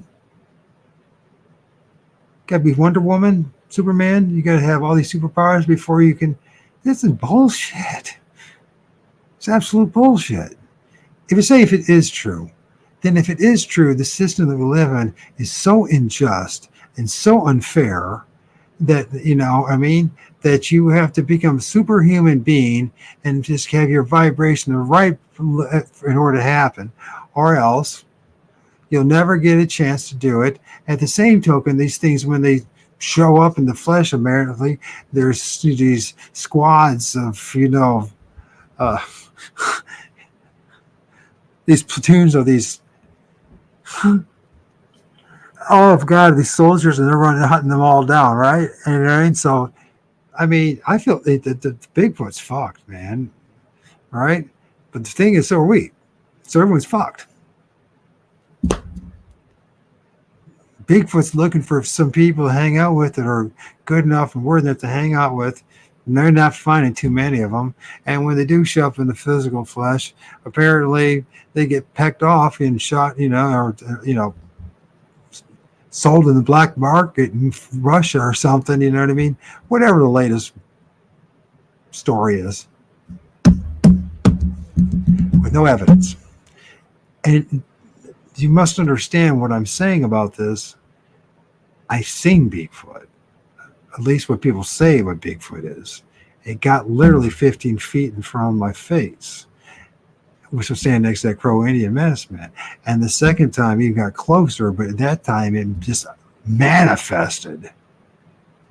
But I didn't see the whole thing. I just saw the upper portion of it. And then spent 3 fucking crazy days, the craziest days of my fucking life. And yeah, there's some soul activations, and it was all part of the learning process, right? Absolutely. And I'm grateful for it in the long run, but I wasn't grateful at the time. And you know what? I suffered terribly for it. And there was no empathy or sympathy from fucking anybody, including Bigfoot. So if Sasquatch was trying to teach me a lesson, he sure did. You know what some of the things he taught me? Hey, for me at least, I don't know how you feel about it in your life, but I think that we're all on our own. If you can have some friends, man, and you really have friends, you can really have honest conversation about stuff, cherish those moments and those friends, because you're one of the exceptions. Like I said, most people die alone. And you heard this, and to remind you, you're lucky to have one good friend by the time you're an old man or woman.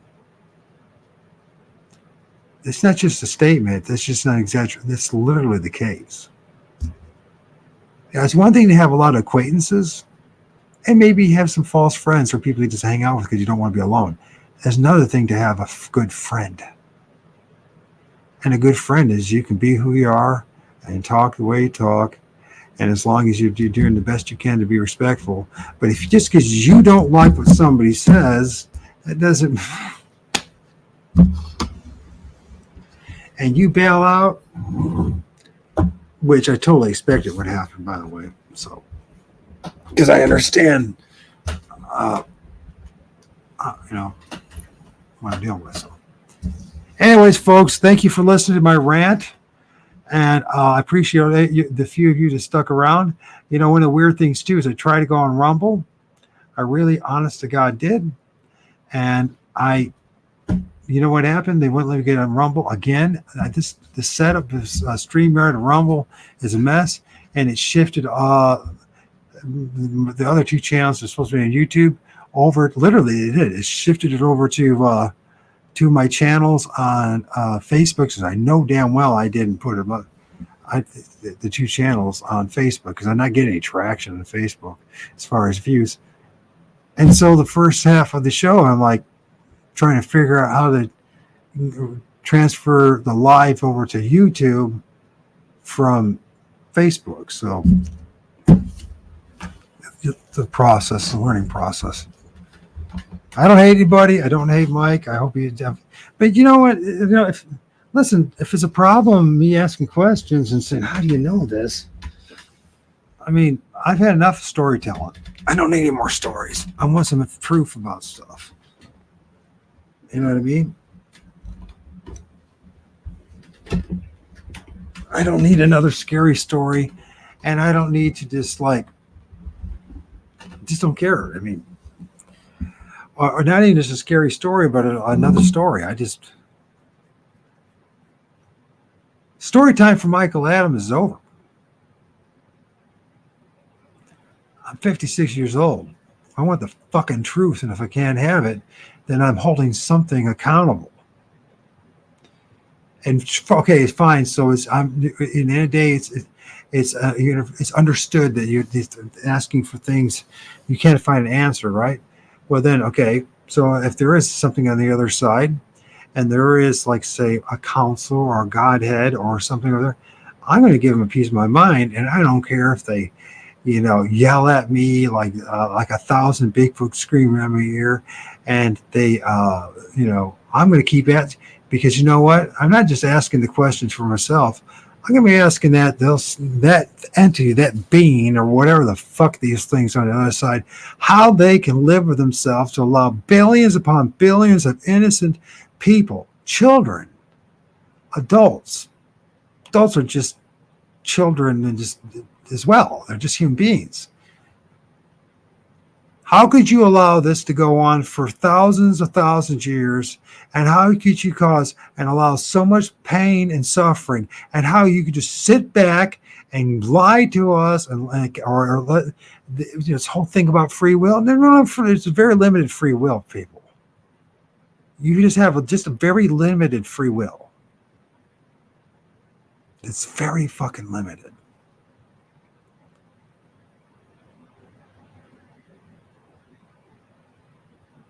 So something, if it's just the material, physical form, atheistic, no God, no nothing, then we live in a shit show, a rock that we can't seem, and we're not going to get the fuck off of, floating in the back waters of some frickin' galaxy somewhere nobody gives a shit about, and we're fucked. Unless we something, it says unless we go become some kind of cyborg or transhuman, it gets to the point where we can be able to think consistently and straight, not to be brainwashed or be mind controlled, but actually think and be constructive and proactive and positive, and not be distracted by pain and suffering and heartache, which I don't see is going to happen too soon. And if they do figure out the technology, it looks like you're going to have to pay a hefty price in order for you to have that.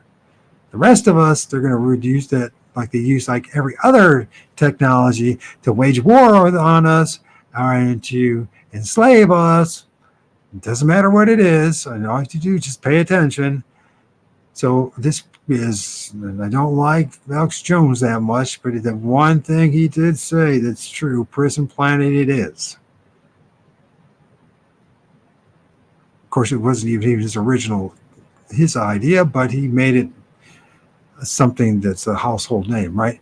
Prison planet. And this prison planet, that means because there's two options. Somehow we got stuck here, or somehow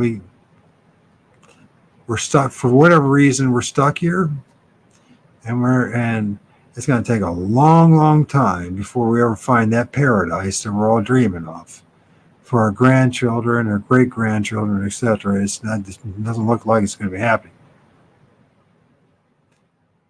and we're just, the worst designed biological unit in this place, by none, in order to live in harmony with this predaceous place, with all the rest of the animal kingdom, or something specifically designed us poorly for a reason.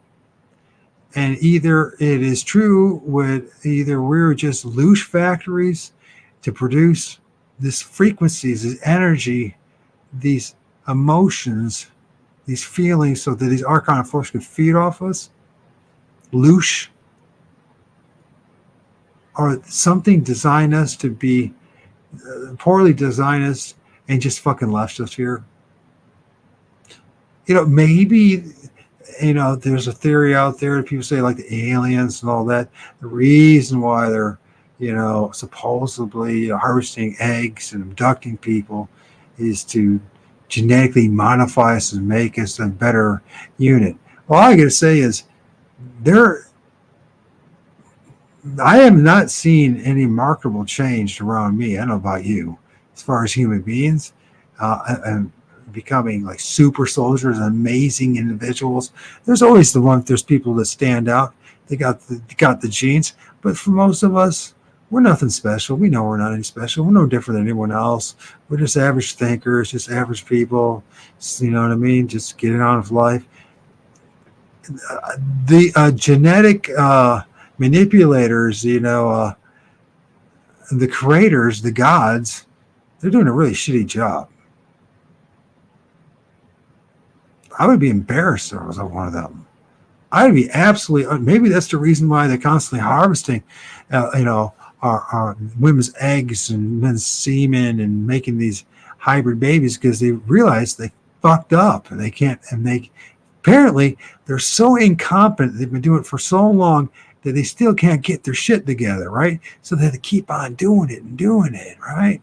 Of course, then there's a theory where they have to do it in order to maintain the meat suit that they're in, right? Oh, but we don't know, right?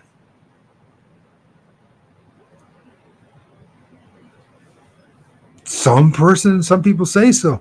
Other people say, no, not so. Where's your evidence? We don't have any evidence. Somebody said it once. Someone gave me a story. They said that they experienced it. Well, can you prove it? Fuck no. Once again, can't prove a damn fucking thing. What kind of place is this? What kind of place is this?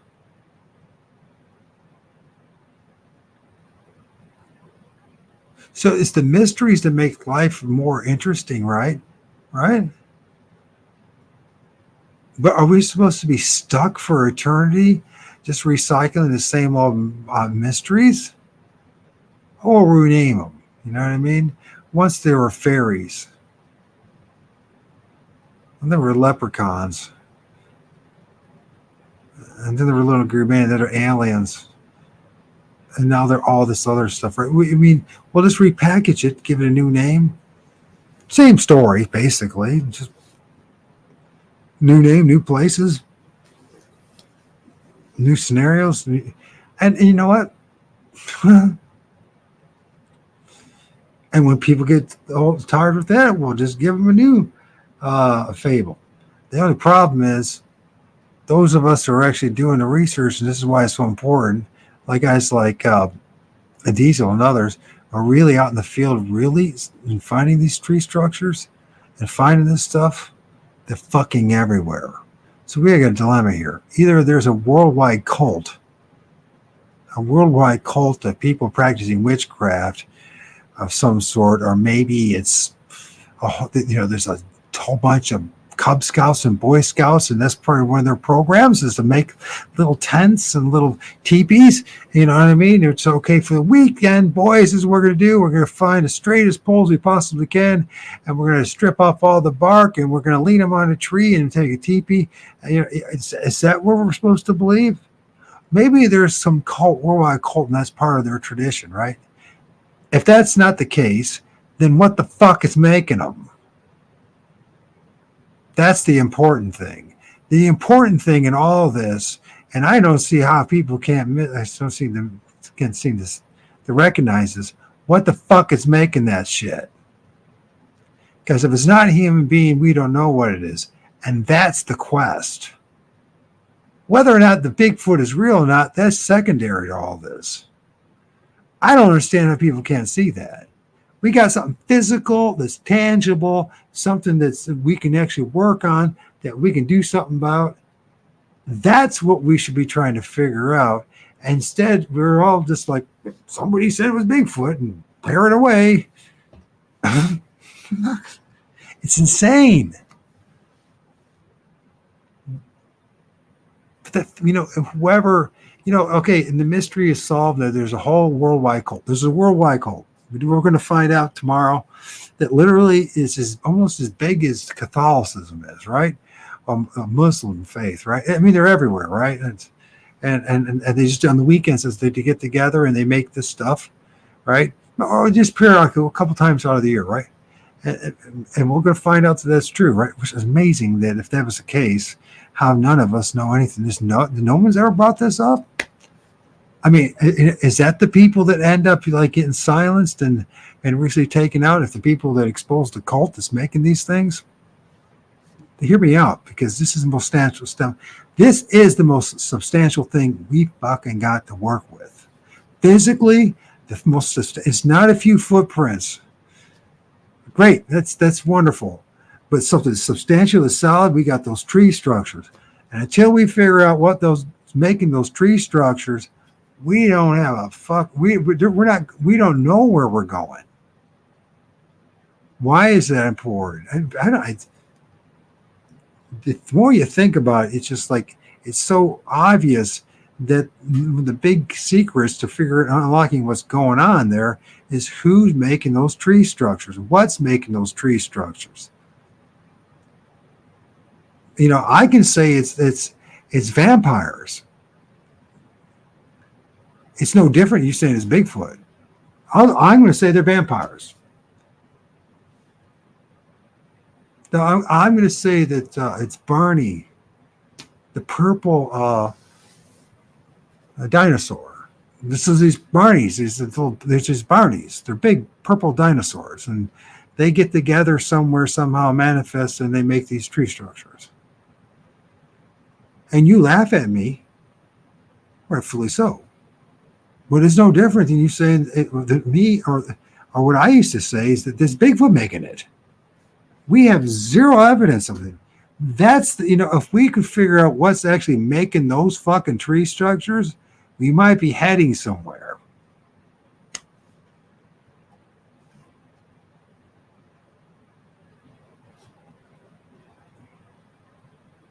Something to think about.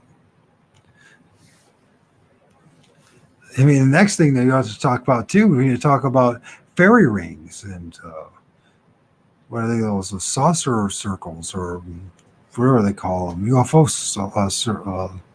circles and crop circles, and we know that the vast majority of them is human, but not all of them. When we're talking, somebody say it's up to 99%, depending who you want, but that 1%, that's not made of humans. What's making those? I mean, government's concluded in a human thing, right? or any kind of government technology. So what is making those crop circles and those fairy rings and all those other strange glyphs and stuff like that?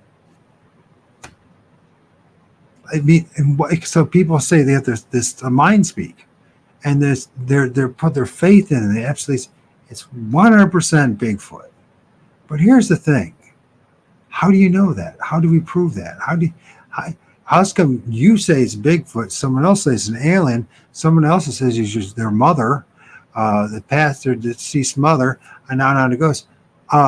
There's no way. It's like. It's worthless. They got to know it's absolutely fucking on the other side. They got to know that mind speech is just cruel abuse is what it is. They got to know that this is useless. They know that as long as people are have to operate in testimonials instead of the truth, there's nothing but confusion is going to happen. Now, that person who swears they had mind speak with the Bigfoot, here's the bitch. Here's a real bad thing about the whole thing. I wouldn't be surprised there really are people that actually have mind speech with a Bigfoot, but everyone else says the same thing too. To be part of the club, who deep down inside really don't know if it was Bigfoot or not who did it. Or Sasquatch talked to them, but they'll say it anyways to be part of the club because they don't want to be ridiculed. But this is how it works. You start asking questions. You start just asking honest questions and just watch everything, just fall apart. And the other people will rationalize all day long. They'll justify it one way or another and just say it's because of this, because of that. It's the way your tone of voice. They didn't like the way you said it. But the truth is, at the end of the day, what they don't like is the question. Because the question cannot be answered honestly, with integrity, with definitive answers. And that's a problem. It's not even an attack on the person and what they're going through, as much as it's the fact that we are in a system that encourages BS and speculation and assumptions instead of going to something that's more. We even got a science that says that we don't have to prove anything, which pretty much means we can't really fucking prove anything. Anyways, thank you for listening, you guys, for the ones that stuck around. What can you do? I don't want to play games. I don't care. I'm not going to say whatever it needs to be said in order to have a following. I can't do it. I can't do it. So thanks, guys. Take care. Have a good night.